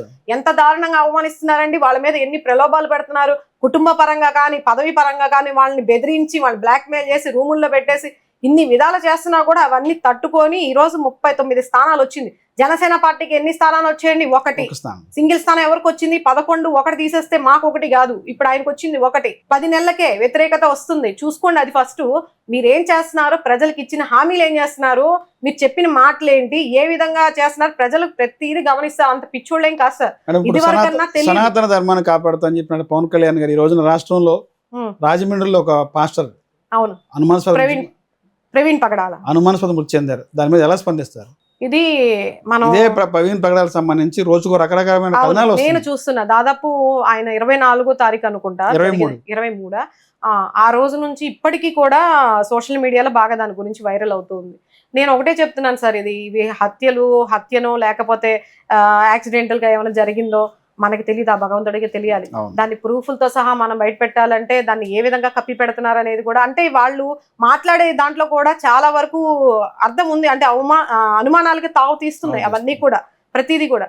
మరి ఇంకా ఏం జరుగుతుంది అనేది ఆ భగవంతుడికే తెలియాలి. అంటే మీడియాలో రకరకాల కథనాలు వచ్చినప్పుడు ప్రభుత్వం దీని మీద ఎందుకు స్పందించట్లేదు? ఇలాంటి కథనాలు విచారణ జరిగే టైంలో ఇటువంటి కథనాలు వచ్చినప్పుడు ఎందుకు స్పందించాలి? వాటిని ఎందుకు నియంత్రించలేకపోతుంది? అలాంటి వాటికి స్పందిస్తే ఈ గోలంతా ఎందుకండి? అంటే సనాతన ధర్మం అని చెప్పి పవన్ కళ్యాణ్ గారు గతంలో చెప్పారు, నా ప్రాణం ఉన్నంత వరకు సనాతన ధర్మం కాపాడుతాను. సనాతన ధర్మం అంటే దేనికి సంబంధించిందండి? ఒక కులానికి సంబంధించింది, ఒక మతానికి సంబంధించింది. తన మతంతో పాటు పక్కన్న మతాన్ని కూడా ప్రేమిస్తానన్నారు. ఎక్కడ సనాతన ధర్మం అంటేనే ఒక మతానికి సంబంధించిందిగా ఆయన తీసుకొస్తూ ఉన్నారు. మరి పక్క మతమైనటువంటి వీళ్ళని ఎందుకు ప్రేమిస్తారు, ఎందుకు చేస్తారు? ఇప్పుడు చేసిందంతా కూడా కూటమి ప్రభుత్వం రావడం వల్లే హత్య జరిగిందని చెప్పేసి ఆరోపణలు చేస్తూ ఉన్నారు ఎవరు? క్రిస్టియన్ సోదరులందరూ. దానిలో భాగంగా ఈ రోజు ఇంకొక అడుగు ముందుకేసి రాజేష్ మహాసేన్ అని చెప్పి ఒక ఆరోపణ చేశారు. ప్రవీణ్ పగడాల గురించి మాట్లాడడం ప్రవీణ్ పగడాల ఆయన ఎటు అనిపిస్తే వైసీపీ ఉందని చెప్తారు ఈ రోజు. అదే నేను అంటుంది, అతను ఎటు తలిస్తే అంటే నాలుగుకి నరం లేని నాలుక పరిపరి విధాలు మాట్లాడుతుంది అన్నట్టుగా రాజేష్ మహాసేన్ అనే వ్యక్తి ఒక నిలకడ లేని వ్యక్తి. అతను మాట్లాడిన దాన్ని మీరు నేనైతే పరిగణలోకి తీసుకోను. అతని గురించి మాట్లాడతాను. అంటే ఈ కేసు అనేది సంచలనమైన కేసు. ఇది 2 రాష్ట్రాల మధ్య హాట్ గా. అవును, దానికి సంబంధించి ఒక పార్టీని ఆపాదిస్తే అది జనాలు అదే అనుకుంటారు కదా. పార్టీని ఆపాదిస్తుంది ఎవరండి? దానికి ఇప్పుడు ప్రభుత్వం ఉన్నది ఎవరిది? అధికారంలో ఉన్నది ఎవరు? దానిపైన చర్యలు తీసుకోవాల్సింది ఎవరు? దాన్ని మొత్తం బయటికి తీయాల్సింది ఎవరు? బాధ్యత ఎవరిది? వైసీపీయా లేకపోతే ఇంకోటి? అవన్నీ మీరు తీయాలి కదా. మీరు తీయకుండా వైసీపీ కుట్ర అని అంటే ఎలా సరిపోతుంది? మాట అనేస్తే సరిపోతుందా? ఏదేమైనా సరే ఈ మత కొల్లాలను సృష్టించే నాయకులు ప్రజల్ని రెచ్చగొట్టే విధంగా పార్టీల్ని, ప్రాంతాలని, మతాలని రెచ్చగొడుతున్నారు. బాబు గారేమో మనుషులు అంటే బీసీలు, ఎస్టీలు అని చెప్పేసి విభజన చేసి మాట్లాడుతూ ఉన్నారు, తక్కువ వాళ్ళు గొప్ప వాళ్ళు అన్నట్టుగా. ఈయనేమో సనాతన ధర్మం అని చెప్పి ఒక మతాలను విడగొట్టి మాట్లాడుతున్నారు. ఈ రోజు రాష్ట్రంలో అంతా కూడా వైఎస్ఆర్సీపీ పార్టీలని వైఎస్ఆర్సీపీ పార్టీ వాళ్ళు పక్కన పెట్టండి అని చెప్పేసి పార్టీలుగా ఏదైతే జగన్మోహన్ రెడ్డి గారి కులం, మతం, ప్రాంతం ఏది చూడకుండా చేయాలని చెప్పన్నారో, ఏదైతే ఆ 3-4 ఉన్నాయో అవన్నీ వీళ్ళు ఇంప్లిమెంట్ చేస్తే దానికి రివర్స్ గా వ్యతిరేకంగా. మరి ఈ రోజు ఇన్ని ఇన్సిడెంట్లు జరుగుతున్నాయంటే దానికి కారణం ఏంటండి? వాళ్ళ బ్యాక్గ్రౌండ్ అంత దారుణానికి పాల్పడుతున్నారంటే వాళ్ళ బ్యాక్గ్రౌండ్ ఏం చూసుకొని చేస్తున్నారు చెప్పండి? ఒకవేళ నిజంగా హత్య అనుకోండి, ఏం చూసుకొని చేస్తున్నారు? ఎవరు సపోర్ట్ తో చేస్తున్నారు? అధికారంలో ఉన్నది ఎవరు? వైఎస్ఆర్సీపీ అధికారంలో లేదు కదా అవన్నీ చేయడానికి అంత పకడ్బందీగా. ఇప్పటి వరకు ఇన్ని రోజులు అవుతున్న వారం గడుస్తున్నా సరే దాని మీద ఎటువంటి ఇది కూడా ఇవ్వలేకపోతున్నారు. మరి ఇంత డెవలప్ అయిపోయింది మాకు అని చెప్పేసి హోమ్ మినిస్టర్ గారు చెప్తున్నారు. టెక్నాలజీ పెరిగింది, మాకు సీసీ కెమెరాలు పెట్టాము, పోలీస్ వ్యవస్థలో సవరణలు తీసుకొచ్చాము, గతంలో నిర్వీర్యం అయిపోయింది, ఏదన్నా సత్వరమే ప్రజల ముందు పెడతామని చెప్పేసి అన్నారు. ఇంతవరకు అతని పోస్ట్ మార్టం రిపోర్ట్ కూడా బయట తీసుకురాలేదు. అసలు ఏ విధంగా చనిపోయారు ఏంటనే దానికి సంబంధించింది కూడా ఏది బయట ప్రజల ముందు పెట్టలేదు. మరి ఎందుకు చేస్తున్నారండి ఇవన్నీ? ఎంత పకడ్బందీగా చేయాల్సినంత అవసరం ఏంటి? సరే వైఎస్ఆర్సీపీ చేసిందని ఆ రాజేష్ మహాసేన చెప్తే దాన్ని బయట పెట్టచ్చు కదా. మరి దాన్ని కేసు కట్టాలి, బయట పెట్టాలి, ఇలా పలానా చేసిందని చెప్పాలి కదా. ఎందుకు సార్ ఇవన్నీ? ఎవరిని మభ్య పెట్టడానికి? వైఎస్ఆర్సీపీ పార్టీ అనేది ఇంకొకటి ఏంటంటే, జగన్మోహన్ రెడ్డి అంటేనే ఒక క్రిస్టియానిటీకి సంబంధించిన వ్యక్తిగా ఆయనకి ఒక ముద్ర వేసేసి అంబేద్కర్ పుత్రుడుగా అంబేద్కర్ విగ్రహాన్ని మనకు విజయవాడలో అంత పెద్ద విగ్రహాన్ని తీసుకొచ్చి రాజ్యాంగ నిర్మాత అయినటువంటి ఈ రాష్ట్రంలో ఇలా కాదండి, దేశంలోనే ప్రతి ఒక్కరు కూడా ఆయనకి పూజించాలి మనం. ఎందుకంటే ఈ రోజు మనం ఈ రోజు ఇలా ఉన్నామంటే దానికి కారణం ఆయనే. అంబేద్కర్. ఇప్పుడు ప్రతిది కూడా మీరు ఎన్నికలు ఎలా జరపాలి, ఇప్పుడు మీరు రాజ్యాంగం. ఎలియన్స్ లోకి ఎలా వచ్చారు, న్యాయ వ్యవస్థ కానీ ప్రతి దాన్ని కూడా అందులో పొందుపరచబడి ఉన్నది. దాని ప్రకారమే మనం అంతా కూడా నడుస్తున్నాం. అటువంటి వ్యక్తిని అవమానించి ఈ రోజు జగన్మోహన్ రెడ్డి అంటే కేవలం ఒక క్రిస్టియానిటీకి సంబంధించిన వ్యక్తి, ఆయన అంబేద్కర్ నే ఇది చేస్తారు, అంటే గత 5 సంబంధించిన సంవత్సరాలు ఎస్టీలు ఎస్సీలనే సపోర్ట్ చేస్తాడు. గత అని 5 చెప్పేసి సంవత్సరాల్లో అంటగట్టేస్తున్నారు. గత 5 సంవత్సరాల్లో మతాన్ని పెంపొందించారు చెప్తారు. దాని గురించి ఏం చెప్తారు? ఏ మతాన్ని అండి? క్రిస్టియానిటీని క్రిస్టియానిటీ ఎందుకు మతాన్ని పెంపొందించడం ఏంటి సార్? మతాన్ని గౌరవించుకుంటున్నాం. పెంపొందించారు. మత మార్పిడులు జరిగినాయి. విజయవాడ కృష్ణానది బావి దగ్గర కూడా మత మత మార్పిడులు మార్పిళ్ళు అనేది సార్, ఇప్పుడు నేను ఒకటి చెప్తాను మిమ్మల్ని, నా దారిలోకి రండి అని చెప్పి నేను చెప్తాను. నాకంటే బుద్ధి లేదు, మీకు కూడా లేనట్టేనా? మీకు కూడా లేనట్టేనా? చెప్పండి. దానికి మత మార్పులు జరిగాయంటే ఇప్పుడు నేను తీసుకొస్తాను, ఫలానా అని చెప్తాను, ఫలానా చేయండి అని నాకు నచ్చిన విధంగా, నాకు నమ్మకం ఉన్నది, నాకు విశ్వాసం ఉన్నది. గత 5 నేను సంవత్సరాల్లో పాటించింది హిందువుల నేను మీద చెప్తా. దాడులు జరిగినాయి. మీరు చేసేస్తారా? గుడులు విధ్వంసం చేశారు. హిందువుల మీద దాడులు జరిగినాయి. రాముడు తలగా ఇవన్నీ చేస్తే కూడా బొమ్మాయిగా అని చెప్పి అన్నారు, ఆ నాయకుడు అని చెప్పి అంటారు. సార్ దాదాపు చంద్రబాబు నాయుడు గారి హయాంలో ఉన్నప్పుడు రోడ్లు విస్తీర్ణని చెప్పేసి విజయవాడలోని ఎన్ని గుళ్ళు నాశనం చేశారో మీకు తెలియదా? అది మీకు తెలియని విషయమా? 2014లో కానీ అంతకు ముందు కానీ ఎన్ని గుళ్ళు బ్యూటిఫికేషన్స్ ఎన్ని గుళ్ళు నాశనం చేశారు, ఎన్ని గుళ్ళు కట్టడాలను ధ్వంసం చేశారు, అవన్నీ మీకు తెలియందా? ఎక్కడో ఏదో జరిగి వీళ్ళు కల్పించి జగన్మోహన్ రెడ్డి చేశారని చెప్పేసి మాట్లాడారు. జగన్మోహన్ రెడ్డి గారు ఆయన క్రిస్టియన్ గా పుట్టలేదు, ఆయన ఒక హిందూగా ఉన్నారు. నమ్మకాన్ని బట్టి అది వ్యక్తిగత విషయం, మనం నమ్ముకుంటాం. ఎవరు వాళ్ళ వ్యక్తిగత విషయాలు వాళ్ళకుంటాయి. అలా అని పక్కన వాళ్ళని అవమానించి దారుణంగా అవహేళన చేయట్లేదు కదా వీళ్ళలాగా. ఇప్పుడు పవన్ కళ్యాణ్ గారు ఏం చెప్పారు, వాళ్ళ ఆవిడ క్రిస్టియన్లోకి బైబిల్ అని చెప్పేసి మాట్లాడారు. ముస్లిం అంటారు కొంతసేపు.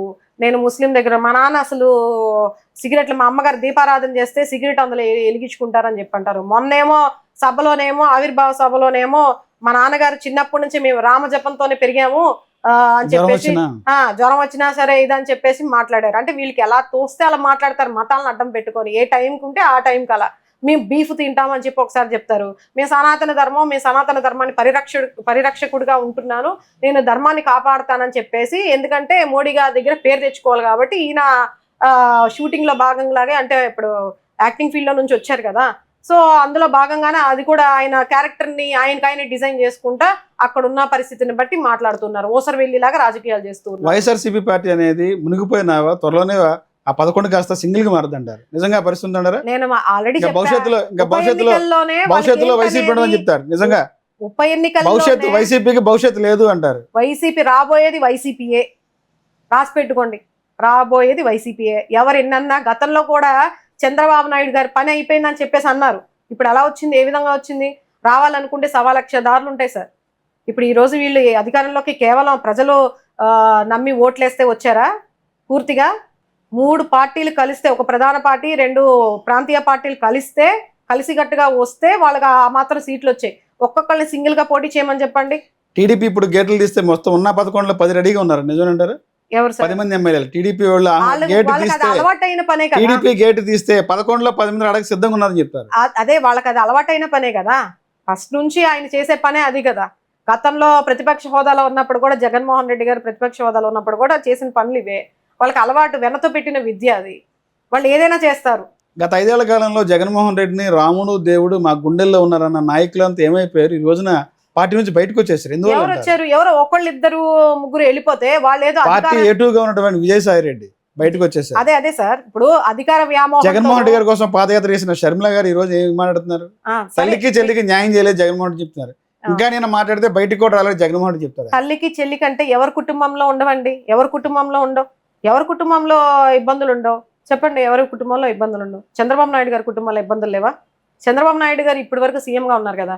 ఆయన తల్లిదండ్రులు కానీ, వాళ్ళ తమ్ముడిని కానీ, వాళ్ళ చెల్లెళ్ళు కానీ ఎంతమందిని ఈ రోజు పబ్లిక్ ఎవరికన్నా తెలుసా? మీకు తెలుసా? నాకు ఇంతవరకు తెలియదు. తమ్ముడు తెలుసు తప్ప. అదే చైన్లతో, గొలుసులతో కట్టేసి బంధించారు ఆయన్ని, వాళ్ళ తమ్ముడిని. మొన్న కూడా ఆయన చనిపోయారు. మరి పక్కనోళ్ళ దాని గురించి దృష్టి పెట్టేది ఒకడు మాట్లాడేటప్పుడు, మన కుటుంబం ఏంటి, మన కుటుంబంలో ఉన్న ఇబ్బందులు ఏంటి, మన తల్లికి ఎంత న్యాయం చేసాం, మన చెల్లికి ఎంత న్యాయం చేసాం అనేది కూడా ఆలోచించుకోవాలి. ఈ రోజు ప్రతి ఒక్కళ్ళు మాట్లాడేవాళ్ళు వాళ్ళకి ఏ ఇబ్బందులు ఉంటాయి, ఈ రోజు కాకపోతే రేపైనా ఎప్పటికైనా సరే రక్త సంబంధం అనేది ఏ రోజుకైనా వాళ్ళ కలహాలని. ఇప్పుడు మీరు అంటున్నారు విజయమ్మ అని. విజయమ్మ జగన్మోహన్ రెడ్డి గారికి ఇప్పటికీ కూడా వాళ్ళు ఎక్కడైనా కలిసినప్పుడు కూడా వాళ్ళ మధ్య ఉన్నటువంటి బంధం, బాండింగ్ ఎలా ఉంటుంది అనేది ఒకసారి గమనించండి. ప్రజలు ఏదో మాట్లాడతారు, కాకపోతే ఏంటంటే ఏదో కూతురికి సపోర్ట్ చేయాలనో లేకపోతే ఏదో అత్త కోడలికి ఏదో మనం ఎన్ని వాటి గురించి మాట్లాడకూడదు. రాజకీయంగా ఏం చేశారు, ఆయన సీఎం గా ఉన్నప్పుడు ఏం చేశారు అంతే. మీరే అంటారు వ్యక్తిగతంగా మాట్లాడకూడదు, దూషణ చేయకూడదు అని మీరే చెప్తారు, మళ్ళీ మీరే మాట్లాడతారు, మళ్ళీ మీరేమన్నా అంటే వాళ్ళ మీద కేసులు పెడతారు. ఎలా సార్ ఇది? కుటుంబంలో లేదు. ఇప్పుడు పురంధరేశ్వరి గారు ఉన్నారు, స్వయాన తండ్రి పెట్టిన టీడీపీ పార్టీని వదిలేసి కాంగ్రెస్ పార్టీ నుంచి బీజేపీకి ఇన్ని మారుతున్నారు. మరి తండ్రి పెట్టిన పార్టీ కదా, ఎందుకు రాలేదు ఆవిడ చెప్పండి? ఒక విధంగా మాట్లాడకూడదు అంటారు. ఎన్టీ రామారావు గారికి వారసులు ఎవరండి? ఎన్టీ రామారావుకి వారసులు ఎవరు? ఎంతమంది కొడుకులు లేరు? పార్టీని ఎవరు నడిపించాలి? కొడుకులు ఇష్ట ప్రకారమే జరిగిందో, కష్ట ప్రకారం జరిగిందో, లేకపోతే ఏ విధంగా జరిగిందో అన్స్టాపబుల్ బాలకృష్ణ గారు. అదే సార్, బాలకృష్ణ గారు ఒక్కళ్లే కాదు కదా, మిగిలినందరూ హరికృష్ణ గారిని మినిస్టర్ పదవి ఇస్తానని చెప్పేసి ఆయన ఏ విధంగా చేశారు చంద్రబాబు నాయుడు గారు. అసలు స్టార్టింగ్ నిన్న ఆవిర్భావ సభ ఏర్పాటు చేసుకున్నారు 43 సంవత్సరాలని. 43 సంవత్సరాలు ఎన్టీ రామారావు గారు టీడీపీ పార్టీని స్థాపించి 43 సంవత్సరాలు. కానీ సొంతం చేసుకుని చంద్రబాబు నాయుడు గారు సొంతం చేసుకుని 30 సంవత్సరాలు ఆయన స్వాధీనపరుచుకొని. చంద్రబాబు నాయుడు గారు గతంలో కాంగ్రెస్ లో ఉన్నప్పుడు స్టార్టింగ్ ఆ చరిత్ర ఎవరికి తెలియదు, కదిలిస్తే ప్రతి ఒక్కరికి తెలుసు, చిన్నపిల్లడు కూడా చెప్తాడు. ఎన్టీ రామారావు గారు అప్పుడులో కాంగ్రెస్ పార్టీ అంటే ఇప్పుడు కూడా ఉందిలేండి, అప్పట్లో కాంగ్రెస్ పార్టీ దాన్ని చూసి, ఆ వ్యతిరేకతను చూసి, ప్రజల ఇబ్బందిని చూసి, పేద ప్రజల కోసం, తెలుగు వారి కోసం పార్టీ స్థాపించారు. ఆయన నీతిగా నిజాయితీగా నిలబడ్డాడు మహానుభావుడు. ఆయన గురించి ఎంత అనుకున్న మా ఫ్యామిలీ మొత్తం కూడా ఎన్టీ రామారావు ఫ్యాన్స్ అండి. ఫోటో కూడా ఆయన పెట్టుకుని పూజిస్తారు. ఇప్పటికీ ఓటు కూడా మా తెలుగుదేశం, నేను ఒక్కదాన్నే తప్ప అందరు కూడా టీడీపీకి. ఎందుకంటే ఎన్టీ రామారావు చూసే ఈ రోజు ఇప్పటికి చంద్రబాబు నాయుడు గారు వస్తున్నారంటే. ఆ రోజుల్లో కాంగ్రెస్ పార్టీలో ఉండి మామగారి పైనే పోటీ చేయాలని చెప్పి చూసిన వ్యక్తి చంద్రబాబు నాయుడు గారు. మామగారికి వ్యతిరేకంగా వెళ్ళాలన్న చూసిన ఈయన టికెట్ కోసం కాంగ్రెస్ పార్టీలో ఎన్ని ఎత్తుగడలు వేశారో అవన్నీ తెలుసు. తర్వాత మళ్ళీ చల్లగా చాప కిందలాగా టీడీపీ ఎన్టీ రామారావు గారి దగ్గర వచ్చి ఎంతమంది వద్దు అతన్ని తీసి చేరదీయొద్దని చెప్పినా కూడా పాపం ఆయన మహానుభావుడు జాలి హృదయుడు కాబట్టి సొంత అల్లుడే కదా అని చెప్పేసి ఏదో కనికరించి దగ్గరికి తీశారు. దగ్గరికి తీసినందుకు ఈయన ఏం చేశారండి, ఆయన మీద చెప్పులు దాడి చేపించి ఆయన్నే రకరకాలుగా వెన్నుపోటు పొడిచి, అంటే వెన్నుపోటు పొడిస్తే మళ్ళీ ఆ మాట అంటే వాళ్ళకి మళ్ళీ కోపం వచ్చేస్తుంది. మరి దాన్ని అదే అంటారు కదా, లక్ష్మీ పార్వతి గారి మీద ఎన్ని నిందలు వేశారు. ఇప్పుడు ఆయన ఏమో రామారావు గారు చిన్నపిల్లోడు కాదు కదండి, పెళ్లి చేసుకున్నారంటే ఇప్పుడు కుటుంబంలో నచ్చకపోయినా ఆయనకి ఏదో ఒక తోడు మీరు అందరు పట్టించుకుంటే తిండి పెట్టి అన్ని కష్టాలు నష్టాలు పంచుకునే వాళ్ళు ఉంటే ఆయన అసలు ఆ నిర్ణయం తీసుకోరు కదా. ఆయన ఏం తెలివి తక్కువడు కదా, రాష్ట్రాన్ని పాలించిన ఆయన ఒక నిర్ణయం తీసుకుంటున్నాడంటే దాంట్లో నిజం ఉంటుంది కదా. బలవంతంగా ఎంత ప్రేరేపించినా, ఒక మహిళని ఎంత ప్రేరేపించినా, ఎంత బలవంతం పెట్టినా ఆయన చిన్నపిల్లోడు కాదు కదా. ఆయన తీసుకున్న నిర్ణయాన్ని వ్యతిరేకత తీసుకొచ్చేలాగా చేసింది ఎవరు కుటుంబంలో? బాబు గారు. ఎందుకంటే రేపు రాజ్యాధికారం ఆవిడ ఒక భార్యగా స్థానంలోకి వచ్చినప్పుడు రాజ్యాధికారం ఆమె చేతిలోకి వెళ్ళిపోతుందని చెప్పేసి ఒక మహిళ అని కూడా చూడకుండా ఆమెను దూషించి రకరకాలుగా కుటుంబం నుంచి తరిమి కొట్టేలాగా వాళ్ళలో ఉన్న కుటుంబ సభ్యులందరినీ రెచ్చగొట్టి చేసిన వ్యక్తి ఈయన. ఇల్లరికంగా వచ్చి ఈ రోజు కుటుంబ పరిస్థితి, కుటుంబ వ్యవస్థ గురించి మాట్లాడే అర్హత నిజంగా చంద్రబాబు నాయుడు గారికి లేదండి. మేడం, జగన్మోహన్ రెడ్డిని రాజమండ్రి జైలు పిలుస్తుందని చెప్పి టీడీపీ ఎమ్మెల్యే మొన్నే కేసు కూడా కొట్టేయడం జరిగింది ఆయన పైన. ఈ కేసులని పెట్టడానికి కారణం ఎవరు? మద్యం కుంభకోణంలో ఢిల్లీ తరహాలో ఆంధ్రప్రదేశ్ పార్లమెంట్ లో కూడా ప్రస్తావించారు. ఇది అంటే ఇప్పుడు ఆంధ్రప్రదేశ్ పరుగు తీశాడు జగన్మోహన్ రెడ్డి. ప్రస్తావిస్తామండి మేము కూడా. లిక్కర్ స్కామ్, ఢిల్లీని మించినటువంటి లిక్కర్ స్కామ్ ఆంధ్రప్రదేశ్ జరిగింది చెప్తారు. త్వరలో లిక్కర్ స్కామ్ అరెస్ట్ చేయబడతారు అని చెప్పి చెప్తారు. అరెస్ట్ చేయబడతారు, నిరూపణ చేయాలి కదా, తీసుకురమ్మని చెప్పండి చూద్దాం. ఇప్పుడు దాన్ని మాట్లాడడం ఈజీయే, దాన్ని అమల్లోకి తీసుకొచ్చి ఏ విధంగా అరెస్ట్ చేస్తారు, ఏంటి ఆరోపణలు ఏమున్నాయి, దాంట్లో నిజాలు ఎంత ఉన్నాయి, అబద్ధాలు ఎంత ఉన్నాయని తీసుకురమ్మని చెప్పండి. ఎందుకంటే ఇప్పుడు ఇంక వేరేది ఏది లేదు. ఉన్న కేసులు 31 కేసుల్లో మొన్న కూడా రీసెంట్ గా కేసు కొట్టేయడం జరిగింది జగన్మోహన్ రెడ్డి గారి పైన. ఆయన కోర్టుకు కూడా వెళ్ళరు. ఏంటి అంత విధిగా ఉన్నప్పుడు ఇప్పుడు కొత్తగా ఆయన ఏ విధంగా ఇరికించాలి? మొన్నటిదాకా ఏమన్నారు, ఆయన ఇంకా లోపలికి తీసుకెళ్లిపోతారు, ఆయనకి ఇంకా జైలేనికి ఇంకా నెక్స్ట్ సీఎం గానీ ఇవేమి ఉండవు అని చెప్పి ఇరికించాలని చెప్పేసి చాలా ప్రయత్నాలు చేశారు. 2 సంవత్సరాలకు మించి ఉంటే ఆయనకి ఇంకా నెక్స్ట్ టైము పోటీ చేయడానికి కూడా అవకాశం ఉండదని చాలా శతవిధాల ప్రయత్నాలు చేస్తున్నారు. ఇప్పుడు ఏంటంటే ఇంకా కొత్తగా ఈ స్కామ్లు అని చెప్పేసి తీసుకొని వస్తూ ఉన్నారు. ఒకవేళ జగన్మోహన్ రెడ్డి గారు జైలుకి వెళ్తే పార్టీ బాధ్యతలు భారతి గారు తీసుకుంటారా? చెప్పలేము సార్, చెప్పలేము.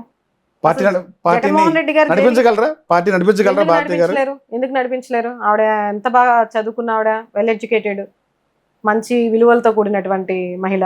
ఒక సాక్షి ప్రెస్ని నడిపిస్తున్న ఆవిడ పార్టీని నడిపించలేరా?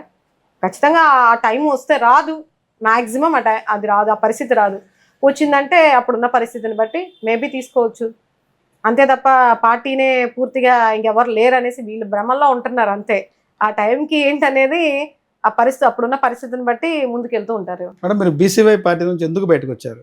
బీసీవై పార్టీ అంటే నేను అసలు రాజకీయాలకి కులం చూసి పార్టీలోకి వెళ్ళారా, లేదంటే రాజకీయం కోసం పార్టీలోకి నేను వెళ్ళారా? ఫస్ట్ వెళ్ళింది కులం కోసం వెళ్ళా.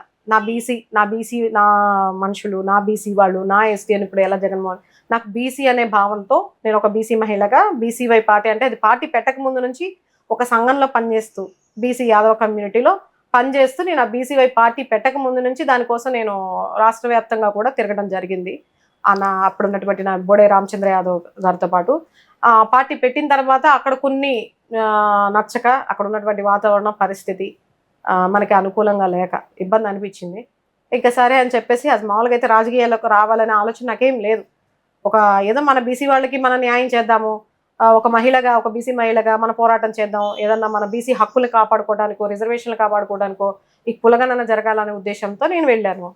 అది కాస్త పార్టీ నుంచి అక్కడికి వచ్చిన తర్వాత వైఎస్ఆర్సీపీ పార్టీలోకి టర్న్ తీసుకోవడం జరిగింది. అంటే బీసీవై పార్టీలో కనీసం పోటీ చేయడానికి అభ్యర్థి కూడా లేని పరిస్థితి ఆ లేదండి, పార్టీలో. చేశారు. కనీసం ఆయన పోటీ చేసి డిపాజిట్లు కూడా రాలేదు కదా. రాలేదంటే మరి ఇప్పుడున్న పరిస్థితి అన్ని ఈవీఎంతో ముందుకెళ్తున్నప్పుడు ఇంకే విధంగా వస్తుంది చెప్పండి. పరిస్థితి అంతా కూడా రాష్ట్రం అంతా కూడా అసలు ప్రధానమైన పార్టీ వైఎస్ఆర్సీపీ పార్టీనే ఇది చేశారంటే దాని మీద ఎంత ప్రెషర్ ఉంటుంది. ఈవీఎం స్కాన్లు అనేది అందరికీ ఇప్పుడు మన రాష్ట్రంలో మాట్లాడుకుంటున్న మాట కాదు, ఇది దేశవ్యాప్తంగానే మాట్లాడుకుంటున్నటువంటి మాట. బీసీవై పార్టీ నుంచి మీరు బయటకు వచ్చారు, వైసీపీలో జాయిన్ అయ్యారు. వైసీపీ మీకు ఏమైనా హామీ ఇచ్చిందా? లేదండి, అసలు ముందు హామీల గురించి ఇప్పుడే ఎందుకు సార్, ఇప్పుడు మనం ముందు వర్క్ చేయాలి. అంటే ఒక పార్టీ నుంచి ఒక పార్టీకి వచ్చినప్పుడు కొంచెం భరోసా ఉంటుంది కదా. అసలు అలాంటి హామీలు కానీ ఏమీ లేవు. నాకు ఇష్టపూర్వకంగా నాకు రాజశేఖర్ రెడ్డి గారు అంటే నాకు ఆయన అంటే బాగా ఇష్టం. ఒక తండ్రి స్థానంలో నేను ఆయన ఆరాధిస్తూ ఉంటా. ఆయన అసలు రాజకీయాలు అనేది ఆయన చూసే నేను ఆ టీవీలో అప్పుడు ఆయన చేస్తున్నటువంటి ఏవైతే జలయజ్ఞం కానీ, పేద ప్రజల దగ్గరికి తీయటం కానీ, ఆరోగ్యశ్రీ కానీ, ఇప్పుడు రాష్ట్రంలో ప్రధానమైనవి విద్య, వైద్య, ఉపాధి, ఈ 3 ఉంటే మన రాష్ట్రం హై పొజిషన్ లో ఉంటుంది.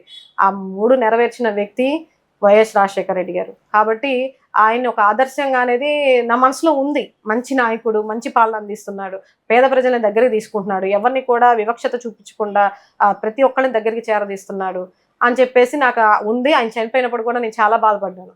తర్వాత అవకాశం అంటే రాజకీయాల్లోకి రావాలని కానీ ఏమీ లేదు. ఇప్పుడు ఏంటంటే వచ్చింది కాబట్టి ఇంకా ఆప్షన్ నాకు రాజకీయాల్లోకి వెళ్ళాలనుకుంటే నాకు ఈ పార్టీయే నాకు అనిపించింది, వైఎస్ఆర్సీపీ పార్టీ. రాజకీయ లక్ష్యం ఏంటి? నాకు ముందు నా జాతికి నేను న్యాయం చేయాలి. ఎందుకంటే నేను వచ్చిందే కాన్సెప్ట్ ఒక బీసీ మహిళగా నేను బీసీవైలో జాయిన్ అయ్యాను కాబట్టి బీసీలకి నేను న్యాయం చేయాలి ఫస్ట్. ఎందుకంటే చాలా వెనకబడిపోయి ఉన్నారు విద్యా ఉపాధిలో కానీ, స్థానిక అంటే అన్ని వ్యవస్థల్లో కూడా వాళ్ళకి అసెంబ్లీ స్థానాల్లో కానీ, ఎక్కడైనా సరే రాజకీయంగానే సామాజికంగా కానీ అన్నిట్లో కూడా వెనకబాటుకి గురవుతూ ఉన్నా. అది అందరికీ తెలిసిన విషయం. కానీ దాన్ని ఇప్పటివరకు ఏ పార్టీ కూడా బయటికి తీసుకురాలేదు. గతంలో జగన్మోహన్ రెడ్డి గారు ఎన్నికలకు ముందు సర్వే చేయించారు కులగణన, కానీ దాని రిపోర్ట్ బయటపెట్టలేదు. బీసీలకు న్యాయం చేసిన పార్టీ అంటే ఏం చెప్తారు? టీడీపీ పార్టీనా YCP party? YCP party, 100% YCP party. దాంట్లో అది నచ్చింది కాబట్టే నేను నిర్ణయం తీసుకోవడానికి కూడా ఒక ప్రధాన కారణం. ఎందుకంటే మహిళల పరంగా ఎక్కువ నిర్ణయాలు తీసుకుంది జగన్మోహన్ రెడ్డి గారు. ఎస్సీలు బీసీ మహిళలు కానీ పెద్ద పెద్ద పోస్టులు ఇచ్చి వాళ్ళని గౌరవించి అంతలాగా చూసుకొని చేసిన వ్యక్తి జగన్మోహన్ రెడ్డి గారు. అలాగే బీసీలకు కూడా ఎక్కువ అవకాశాలు ఇచ్చింది కూడా జగన్మోహన్ రెడ్డి గారే. మేడం ఫైనల్గా చెప్పండి, గత 5 సంవత్సరాల్లో ప్రజలు 151 సీట్లు ఇచ్చారు వైసీపీ పార్టీకి. 11 సీట్లు రావడానికి ప్రధాన కారణం ఏంటంటారు? అంత ఓటమి చూడటానికి 151 నుంచి 11కి వచ్చింది. ప్రధాన కారణాలు అంటే సార్ ఇప్పుడు మీరు ఇందాక చెప్పారు పదే పవన్ కళ్యాణ్ 3 పిల్లలు అంటాం వల్ల, లేదంటే కూటమి విమర్శించడం వల్ల, దేని వల్ల అంటారు? ఇప్పుడు పవన్ కళ్యాణ్ తిట్టారని 11 రావడం కాదు, కానీ పదే భార్యల విషయం, 3 పెళ్లిళ్ళు, దత్తపుత్రుడు అని పదే అన్నారు అంటే జగన్మోహన్ రెడ్డి గారు. ఇప్పుడు ఆయన అన్నారు అంటే ఈయన ఒరే వైసీపీ నా కొడకల్లారా, చెప్పు తీసుకుని కొడతా, తొక్కిపెట్టి నాల తీస్తా, రౌడీ నా కొడకల్లారా అంటే అలా రెచ్చగొట్టి మాట్లాడితే ఒక సీఎం హోదాలో ఉన్న వ్యక్తులను కానీ ఆ ప్రభుత్వంలో ఉన్నటువంటి నాయకులను కానీ మాట్లాడితే దానికి ప్రతిఫలం రాదండి? వస్తుందా రాదా? కౌంటర్ ఏదో విధంగా రావు. ఇప్పుడు మీరు ఊరుకుంటారా? ఈ రోజు మీరు మాట్లాడుతున్నారు, రేపు అనే రోజు మళ్ళీ వైఎస్ఆర్సీపీ వస్తుంది, అధికారంలోకి వస్తుంది. మీరు ఈ రోజు ఇక్కడ నుంచి ఎంత దూరమో అక్కడ నుంచి కూడా అంతే దూరం ఉంటుంది కదా ఖచ్చితంగా. ఇప్పుడు మీరు మాట్లాడేసి రెచ్చగొట్టేసేస్తే అవతోళ్ళు తిట్టారు, 3 పెళ్లిళ్ళు అంటున్నారంటే అంటారు. ఆ పరిస్థితి మీరు ఎందుకు తెచ్చుకోవాలి? మీరు అనడం ఎందుకు, అనిపించుకోవడం ఎందుకు? నేను అనేది అది. అలా అని వైఎస్ఆర్సీపీ పార్టీ వాళ్ళు మంచిగా మాట్లాడారని నేను చెప్పను. ఉన్నాయి, తప్పులు అయితే జరిగాయి. కొంతమంది మాట్లాడడం అనేది కూడా అది కరెక్ట్ కాదు.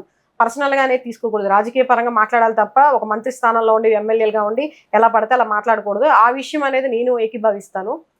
ఇంకపోతే ఏంటంటే ఎక్కువ తప్పుడు ప్రచారాలకి బాగా టీడీపీ పార్టీ వాళ్ళు మొన్న కూడా ఎలక్షన్ ముందు కూడా చెప్పారు కదా, ల్యాండ్ టైటిలింగ్ యాక్ట్ అని అవును. చెప్పేసి ఇలా తప్పుడు ప్రచారాలు బాగా చేయడం, ప్రజలు ఏంటంటే అది నమ్మేసేసి ఇంకా వీళ్ళు ఇచ్చే హామీలకి ఇంకా ఆశపడి ఇంకా డబ్బులు వస్తాయని ఆశపడి ఇవన్నీ కూడా కారణాలు కలిపి ఇంకోసారి చూద్దాంలే కూటమి ప్రభుత్వం అన్నారు. జనసేన పార్టీ ఎప్పటి నుంచో పవన్ కళ్యాణ్ గారు ఆడపిల్లలకి అది చేస్తాం ఇది చేస్తాం అని ఊగిపోయారు కదా, ఆయన కూడా ఒకసారి చూద్దాంలే అని చెప్పేసి అవకాశం ఇచ్చారు. 2027 కల్లా అమరావతిని పూర్తి చేస్తామని చంద్రబాబు గారు చెప్తారు. ఏం చెప్తారు మీరు వైసీపీ పార్టీ? కనీసం ఇక్కడ 2027 వెళ్ళి అక్కడ కనీసం ఒకసారి వెళ్ళి అమరావతిలో ఒకసారి వెళ్ళి చూడండి పరిస్థితి ఎలా ఉందో. కనీసం పునాదులు కూడా లేగలేదు. అంటే ఈ నెల ఏప్రిల్లో కూడా మోడీ గారితో అక్కడ కాకపోతే వాళ్ళు మోడీ గారితో మరలా శంకుస్థాపన చేస్తున్నారు.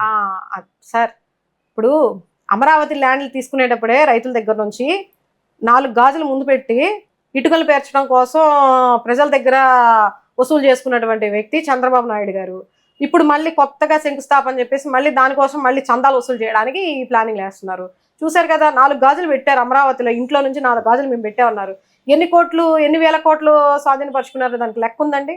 అమరావతి అనే దాన్ని కాన్సెప్ట్ పెట్టారు, కానీ నిధులు కేంద్రం నుంచి వస్తూనే ఉన్నాయి, ప్రజల దగ్గర నుంచి తీసుకుంటున్నారు. దాన్ని ఒక అడ్డంగా పెట్టి ఇటుకలు పేర్చుతున్నారు, దానికి చందా ఇవ్వండి, హుండీలు పెట్టి. హైదరాబాద్లో రాష్ట్ర విభజన జరిగిన తర్వాత అక్కడేమో హుండీ పెట్టారు, ఇక్కడేమో జోలు పెట్టారు, ఇన్ని చేస్తున్నారు. మళ్ళీ ఇప్పుడు మోడీ గారిని మళ్ళీ తీసుకొచ్చి మళ్ళీ చందా వసూలు చేస్తారు. 14-19 తర్వాత మళ్ళీ 19 తర్వాత వైసీపీ గవర్నమెంట్ వచ్చింది. దాని మీద ఎందుకు స్పందించలేదు, దాని మీద ఎందుకు యాక్షన్ తీసుకోలేదు? ఎందుకంటే వీళ్ళు స్వార్థపూరితమైనటువంటి చేస్తుంటే ఎలా ఉంటుంది సార్? ఆయన విజనరీగా, ఈయన విజనరీ అంటున్నారు. విజనరీ వాళ్ళు ఎప్పుడు చెప్పుకోరు. జగన్మోహన్ రెడ్డి గారే విజనరీగా 3 రాజధానులు పెట్టారు. ఎందుకంటే ఇప్పుడు మన ఆల్రెడీ అంటే నా ఒపీనియన్ చెప్పిన 2047 చెప్తున్నారు చంద్రబాబు గారు. అయినప్పుడు చూద్దాంలేండి, అయినప్పుడు చూద్దాం. ఇంతవరకు దానికి సంబంధించిన పనులు కానీ పునాదులు కానీ ఇప్పుడు ఎన్ని వేల కోట్లు కేంద్రం నుంచి తీసుకొచ్చారండి మొన్న బ్యాంక్ ద్వారా, ఆర్బీఐ ద్వారా. అవి ఏమైపోయినాయి? మళ్ళీ వరదల టెండర్లు కూడా పిలిచారు. అమరావతి నిర్మాణానికి సంబంధించి టెండర్లు కూడా పిలవడం జరిగింది. మరి అదే చెప్తుంది సార్, అదే చెప్తున్నాను. అన్ని వస్తున్నాయి కానీ దానికి లెక్కపత్రం ఏమి ఉండదు. అవి మరి ఎక్కడికి వెళ్తున్నాయో, ఏ దారిలో వెళ్ళిపోతున్నాయో, మరి అవన్నీ ఇప్పుడు పలానా మేము ఇది చేసాము, మాకు ఇంత ఫండింగ్ వచ్చింది, మేము ఇదిగో ఇంత నిర్మాణం జరిగింది, ఇంతవరకు మేము తీసుకొచ్చామని చూపించాలి కదా. అసలు దాని ప్రస్తావన కానీ ఎక్కడా లేదు, కానీ నిధులు మట్టికి స్వీకరిస్తూనే ఉన్నారు. 27 కల్లా పూర్తి చేస్తున్నా సాధ్యపడుతుంటారా? అది అవ్వని ప్రసక్తి సార్. 27 అవ్వని ప్రసక్తి. అంటే మీ కుటుంబ నేపథ్యం ఏంటి? ఎలా రాజకీయాల్లోకి వచ్చారు ఏంటి? మీ రాజకీయాల్లోకి అనేది అదే సార్, ప్రత్యేకంగా అయితే నాకేమీ రాజకీయాల అనుభవం ఏం లేదు. అయితే మా తాతల కాలాన మా తాతగారు అప్పుడు గ్రామ సర్పంచ్గా ఉండేవాళ్ళు అనేది ఉంది. తర్వాత మా అమ్మగారిని అడిగా, ఎందుకమ్మా నాకు ఏదన్నా వింటే ఇలా కోపం వస్తుంది ఏంటి, ఏదన్నా మాట్లాడుతూ ఉంటే తప్పుగా ఎందుకు అలా మాట్లాడతారు అంటే, మీ తాతగారు సర్పంచ్గా అప్పుడు చెట్ల కింద సమావేశాలు అయ్యి అరుగులిపోయిన, మాది కందుకూరు నియోజకవర్గం, సొంత ఊరు కందుకూరు, చాకిచెర్ల గ్రామం అండి. మా నాన్నగారు వచ్చేసి రైల్వేలో చేస్తారు, ఆయన రైల్వే డిపార్ట్మెంట్. ఇప్పుడు లేరు, నేను చదివేటప్పుడే ఆయన ఎక్స్పైర్ అయిపోయారు. సో ఇంకా నేనేంటంటే నేను కూడా జాబ్ హోల్డర్ని, మ్యారేజ్ చేసుకున్నాను, గవర్నమెంట్ ఎంప్లాయీ మ్యారేజ్ చేసుకున్నాను, డిగ్రీ చదువుకొని తర్వాత బిఏఎంఎస్ ఆయుర్వేద అంటే నాకు ప్రకృతి పరంగా ఇష్టం, దాన్ని కూడా నేను కంప్లీట్ చేసుకొని ఫస్ట్ నుంచి కూడా స్కూల్ డేస్లో నుంచి కూడా ఒక లీడర్షిప్ అనేది నాకు బాగా ఇష్టం. లీడర్గా స్కూల్ ఏఎస్పీఎల్గా ఉన్న, క్లాస్లో లీడర్గా ఉండేదాన్ని, కల్చరల్ యాక్టివిటీస్ కానీ అన్నిట్లో యాక్టివ్గా పార్టిసిపేట్ చేస్తూ ఉంటా. ఆ మూమెంట్ అనేది అట్లా వచ్చింది. తర్వాత రాజకీయాలను ఏదో ఒకటి చేయాలి నా ద్వారా సర్వీస్. ఇప్పుడు ఆరోగ్యపరంగా నేను ప్రతి ఒక్కరికి సలహా ఇస్తాను, ఆయుర్వేద పరంగా న్యాచురల్గా ఎలా మనం రెమెడీస్ చేసుకోవాలి, ఇవన్నీ కూడా దాని మీద ఇంట్రెస్ట్తో ఎంత కొంత సర్వీస్ చేయాలని ఆ వేలో ఉంటూ, మహిళల పక్షపాతం ముఖ్యంగా, మహిళలకి ఏదైనా జరిగిందంటే తట్టుకోలేను, కోపం వచ్చేస్తుంది విపరీతంగా, దాని గురించి ఖండించాలి, ఎందుకు ఇలా జరుగుతుంది, ఎవరు పట్టించుకోరా అని చెప్పేసి. ఆ వేలో నాలో అలాంటి దాన్ని ఉండడం వల్ల ఇంకా రాజకీయాల్లోకి అనుకోకుండా రావడం జరిగింది. ఇంకా ఏదన్నా సరే ఉంటే మన వాళ్ళకి కొంచెం మంచి చేద్దాం ఫస్ట్. ఇప్పుడు నేను ఏదో స్వార్థంగా కూడా ఆలోచించాను, చాలా మంది అనుకుంటారు బీసీలకే చేస్తావమ్మా ఓసీలకి అంటే, ఏదన్నా ఒకటి మొదలయ్యేది ఎప్పుడంటే మన వర్గం వాళ్ళు మనం ఏదైనా మొదలు పెట్టాలంటే అందరూ మనకి సపోర్ట్ చేయరు, మనం అనుకునే వాళ్ళే నలుగురు వచ్చి సపోర్ట్ చేస్తారు, ఆ తర్వాత సెకండ్. సో కాబట్టి నేను వాళ్ళకి కొంత న్యాయం చేసి తర్వాత నా చుట్టూ ఉన్న పరిసర ప్రాంతాల్లో ఏదో ఒకటి చేద్దామన్న ఉద్దేశంతో చేస్తున్నాను అంతే. ఇప్పుడు సింగిల్ లైన్లో చెప్పాలంటే ఏం చెప్తారు? వైఎస్ రాజశేఖర్ ఏం చెప్తారు? వైఎస్ఆర్ అంటే ప్రజలకి న్యాయం చేసే వ్యక్తి, ఒక గొప్ప నాయకుడు, ఆదర్శ నాయకుడు. ఏంటంటే ఆరోగ్యశ్రీ వైద్యం అనేది 25 లక్షలు 20 లక్షలు ఎవరిస్తారండి ఈ రోజుల్లో చూస్తే, ఎవరిస్తారు? అటువంటిది ఆరోగ్యశ్రీ కార్డు మీద ఆరోగ్యశ్రీ తీసుకొచ్చిన మహానుభావుడు. ఏదన్నా రాష్ట్రాన్ని బాగుపరచాలి, ప్రజలకు ఏదో కొంత చేయాలన్న తపన ఉన్నటువంటి వ్యక్తి చంద్రబాబు నాయుడు గారు. చంద్రబాబు నాయుడు గారి గురించి చెప్పాలంటే స్వార్థ రాజకీయాలు, కుళ్ళు కుతంత్రాలకి ఎక్కువ తావునిచ్చి ఆయన. ఎందుకంటే అది ఇంకా చాలా విషయాల్లో ఇప్పుడు మీరు చర్చించుకుంటే ఒక రోజంతా మీరు నన్ను అడిగినా నాకు తెలిసినంత వరకు నేను చెప్పగలను. కానీ నాకు ఆయన ఏంటంటే ఆయనలో ఎంతో కొంత ఉంది, కానీ ఎక్కువ అయితే స్వార్థ రాజకీయాలు, కుల రాజకీయాలు, ఎక్కువగా కుల రాజకీయాలు. ఆయన చదువుతున్న దగ్గర నుంచి బాగా కుల రాజకీయాలు చేస్తూ వివక్షత చూపిస్తారు. మేము గొప్పవాళ్ళం, మీరు చిన్నవాళ్ళు. నిన్న కూడా మాట్లాడారు కదా, దానికి అది ఉదాహరణ. జగన్మోహన్ రెడ్డి గారి అంటే ఆయన అసలు ఏది కూడా తన గురించి తను ఆలోచించుకోని వ్యక్తి. ఏదో ఒకటి ప్రజలకి చేద్దాం, వాళ్ళల్లో నన్ను చూసుకుందాం, తన స్వార్థంగా చూసుకునే వ్యక్తి జగన్మోహన్ రెడ్డి గారు. ముఖ్యంగా బడుగు బలహీన వర్గాలకి ఏదో ఒకటి చేద్దాం, బిలో పావర్టీ ఉన్న వాళ్ళకి మన ద్వారా చేద్దాం, ఎప్పుడు కూడా ఒకే విధంగా కాకుండా కొంత మార్పు తీసుకొద్దాం, వాళ్ళని కూడా మంచి ప్రయోజకుల్ని చేద్దాం అన్న వేలు. పవన్ కళ్యాణ్ గారు ఊసర వెళ్ళి రోజుకు అంటే ఆయన స్వార్థం కోసం ఎన్ని వేషాలన్నా వేస్తారు. అందితే జుట్టు, అందకుంటే కాళ్ళు. నారా లోకేష్ గారు అంటే సగం నాకు తెలిసిన వ్యక్తి, సగం నాలెడ్జ్ ఉన్న ఆయన. సగం తెలిసి మాట్లాడతారు, సగం తెలియక మాట్లాడేస్తారు, తొందరపాటు ఎక్కువ. అదేదో సినిమాలో ఒక 10 నిమిషాలు ముందు 10 నిమిషాలు వెనకుంటే నువ్వు బాగుపడతావు అన్నట్టు ఆయనకి లోపల ఇంటెన్షన్ చేయాలని ఉంటుందేమో నాకు తెలియదు, కానీ ఆ తొందరపాటుతనంతో ఆయన కొంచెం ప్రజల్లో. ఎందుకు వైసీపీ పార్టీకి రెడ్ బుక్ అంటే డైపర్లు తెరుస్తుందని చెప్పంటారు, నిజంగా జగన్ కూడా భయపడతారా? ఎవరు రెడ్ బుక్ చూసి? రెడ్ బుక్ అంటేనే వైసీపీ భయపడుతుంది, అన్నారు కదా, ఈవెన్ జగన్ గారు కూడా భయపడతారని చెప్పి లోకేష్ గారే చెప్పారు సాక్షాత్తు. ఆయన రెడ్ బుక్ అనేది లోకేష్ గారు రాశారు. ఇప్పుడు ప్రతి నియోజకవర్గాల్లో కొన్ని వందల బుక్కులు రాస్తూ ఉన్నారు, ప్రజలే రాస్తున్నారు. మరి ఎవరు భయపడుతున్నట్టు? ఏం బుక్లు రాస్తున్నారండి? రెడ్ బుక్, బ్లూ బుక్ అని మేము చెప్పం, కానీ కొన్ని వందల బుక్లు అయితే రాస్తున్నారు. వీళ్ళు ఈరోజు దాదాపు నవంబర్లోనే 600కు పైగా కేసులు నమోదు చేశారు. ఒక్క నవంబర్ నెలలో అక్రమ కేసులు, నోటీసులు ఇవ్వడం. అంటే ఎంత దారుణమైన పరిస్థితిలో ఉందో చూడండి.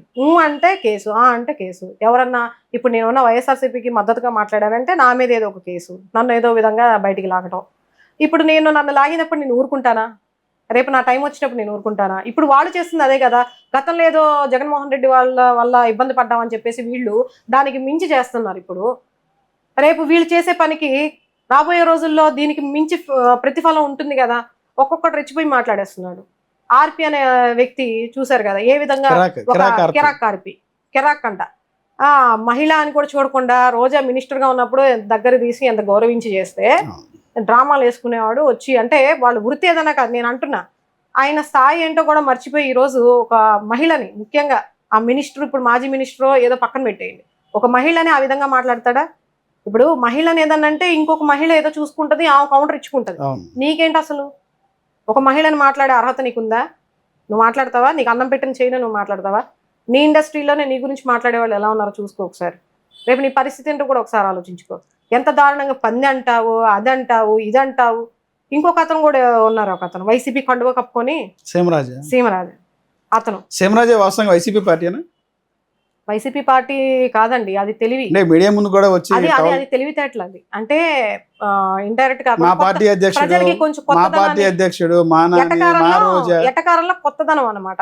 కొత్త వైఖరి, కొత్త ఎటకారు, దాన్ని ఇంప్లిమెంట్ చేసి కొరికిపాటి అనేది మా దాంట్లో కూడా వైసీపీ టీడీపీ కండువా వేసుకొని టోల్ గేట్ దగ్గర ఏదో చిన్న స్క్రిప్ట్ చేస్తే దాన్ని తీసుకెళ్లి ఆయన మీద ఇప్పుడు ఎన్ని విధాలుగా ఆయన్ని ఇబ్బంది పెడుతున్నారు. మరి ఈ రోజు కాదు, గత ప్రభుత్వం అధికారంలో ఉన్నప్పటి నుంచి కూడా అతను సీమరాజు అనే వ్యక్తి ఎంత ఎటకారంగా వివేకానంద రెడ్డిని చంపారని మొన్న కూడా పూజలు చేయడము, ఆ చివరికి భారతమ్మ గారిని కూడా జగన్మోహన్ రెడ్డి గారు ఆవిడ్ని కూడా తీసుకొచ్చి ఎంత ఎటకారంగా మాట్లాడుతున్నారంటే, మరి వీళ్ళు చేసే పనులన్నీ అంటే ప్రజలు పొగిడేయా? వీళ్ళ మీద రేపు కేసులు ఉండవా? వీళ్ళకు ఒక న్యాయం, మాకు ఒక న్యాయమా? చెప్పండి. ఇప్పుడు తప్పని మమ్మల్ని ఖండించినప్పుడు వాళ్ళ దాంట్లో ఎంత దారుణంగా ఆడవాళ్ళని ఎంత దారుణంగా అసభ్యకరంగా మాట్లాడుతున్నారు. మీరేమో పైకేమో చంద్రబాబు నాయుడు గారు, వీళ్ళేమో ఎవరిని కూడా మనం ఇది చేయొద్దు, ఆడవాళ్ళని గట్టిగా మనం పరిరక్షించుకోవాలి, ఆడవాళ్ళ మీద దూషణ చేయొద్దు, అది మా పార్టీ అయినా మేము ఖండిస్తామని చెప్పి పైకి చెప్తున్నారు. కానీ వెనక దారిలో మటుకి ఇలాంటి వాళ్ళందరినీ పెట్టేసి మీ పార్టీకి మీరు రెచ్చిపోండి అయ్యా అని చెప్పేసి చేస్తున్నారు. ఈ తెలివితేటలు మా జగన్మోహన్ రెడ్డి గారికి లేవు. నిజంగా ఆ తెలివితేటలు ఏమి ఉంటే అసలు ఈ రోజు వీళ్ళు అధికారంలోకి కూడా వచ్చేవాళ్ళు కాదు. మీడియాని అడ్డం పెట్టుకొని మీడియా జాకీలతో పైకి లేచిన పార్టీ టీడీపీ పార్టీ. మేడం ఒక విషయం స్ట్రైట్గా చెప్పండి. పార్టీ అధికారం చేపట్టిన దగ్గర నుంచి కుటుంబ పార్టీ వైసీపీ పార్టీని కానీ జగన్మోహన్ రెడ్డి గారిని ఎవరన్నా ఏదైనా అంటే వెంటనే స్పందిస్తున్నారు, కౌంటర్ ఇస్తున్నారు. ఎవరు? మీరు మీడియాలో కౌంటర్ ఇస్తున్నారు. లైవ్ కుటుంబ ప్రభుత్వం ఏదన్నా మీ మీద ఏదన్నా అటాక్ చేస్తే మీరు తట్టుకునే శక్తి మీ దగ్గర ఉందా? మహా అయితే ఏం చేస్తారు? అందరికి చేసినట్టే కేసులు పెడతారు, రాష్ట్ర వ్యాప్తంగా నాన్ అవైలబుల్ కేసులు పెడతారు, రాష్ట్ర వ్యాప్తంగా తిప్పుతారు. లేదంటే అంతకుమించి ఏం చేయాలి? చంపారు కదా, అంతకుమించి ఏం చేస్తారు? చంపేస్తారా? చంపటం మేబీ అది కూడా అంతే జరిగి ఉండొచ్చేమో. అంతకుమించి ఏం చేస్తారు? దాన్ని వ్యతిరేకత ప్రజల్లో తెలిసిపోతుంది కదా. ఏంటో ధైర్యం అండి, మొండి ధైర్యం అండి మీకు. మొండే ధైర్యం అని ఏం లేదు సార్, నాకు మొండే ధైర్యం అని కాదు, కానీ ఉన్నదాన్ని ఆరోపణ వస్తే వెంటనే స్పాట్ లో మీరు అలా వచ్చేస్తారు. అవును, ఉన్నదాన్ని వాస్తవంగా ఇప్పుడు వీళ్ళందరూ మాట్లాడుతున్నారు, రాయపాటి అరుణ కానీ ఇంకొకళ్ళు కానీ మాట్లాడుతున్నారు కదా. ఎవరి పార్టీ తరపు నుంచి వాళ్ళు, ఎవరి కన్న తల్లి గురించి వాళ్ళు గొప్పగా మాట్లాడుకోవడంలో తప్పలేదు. కానీ నేను స్వార్థంగా మాట్లాడట్లా. ఉన్న ఏదైతే లోటు ఉందో, ఏదైతే అన్యాయమో, ఏదైతే దాన్ని నేను ప్రశ్నించుకుంటున్నా.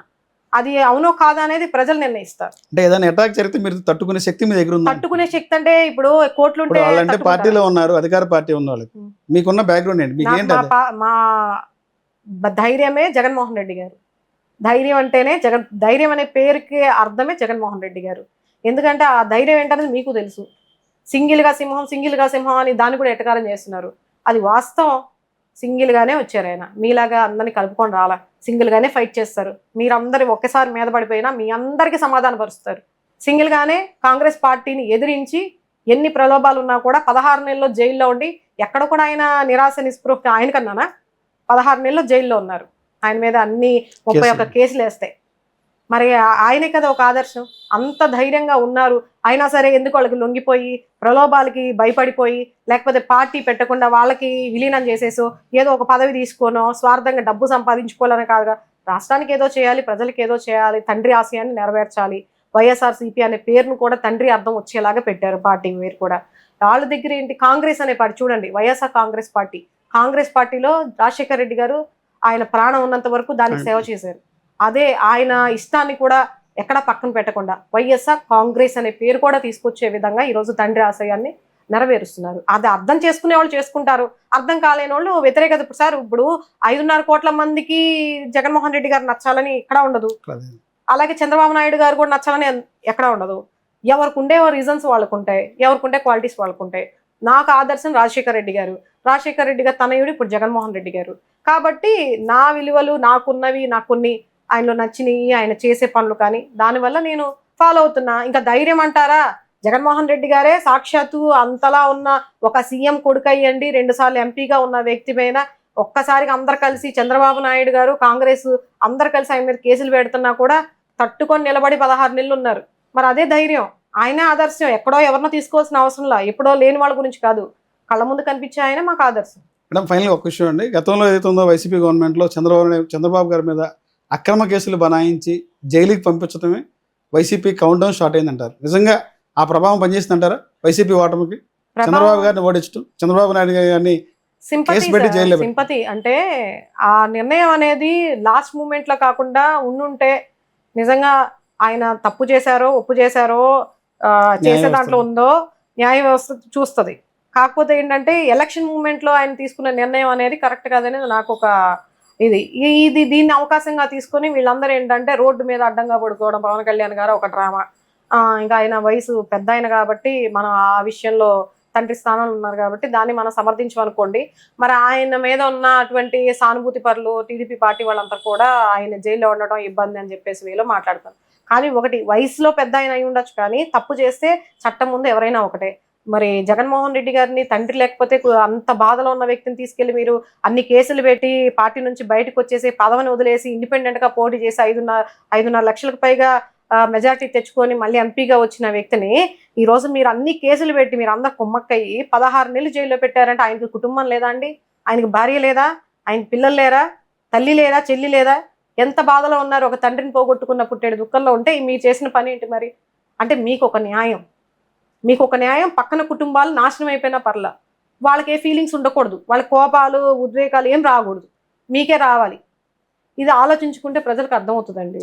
Okay, thank you madam. అడగగానే మాకు ఇంటర్వ్యూ ఇచ్చినందుకు ధన్యవాదాలండి. థ్యాంక్ యూ అండి. గత ఎన్నికల ముందు సూపర్ సిక్స్ పేరుతో అనేకమైన హామీలు ఇచ్చారు, ప్రజలను మోసం చేసి అధికారంకి వచ్చారు. అధికారంకి వచ్చిన తర్వాత కూడా ప్రజలకు ఎటువంటి మేలు చేయకుండా వైసీపీ పార్టీ మీద ఇప్పటికే రకరకాలైన ఆరోపిస్తున్నారు. అధికారంకి వచ్చింది కూటమని కూడా తెలియకుండా అబద్ధపు హామీలు ఇచ్చి అధికారంకి వచ్చారు.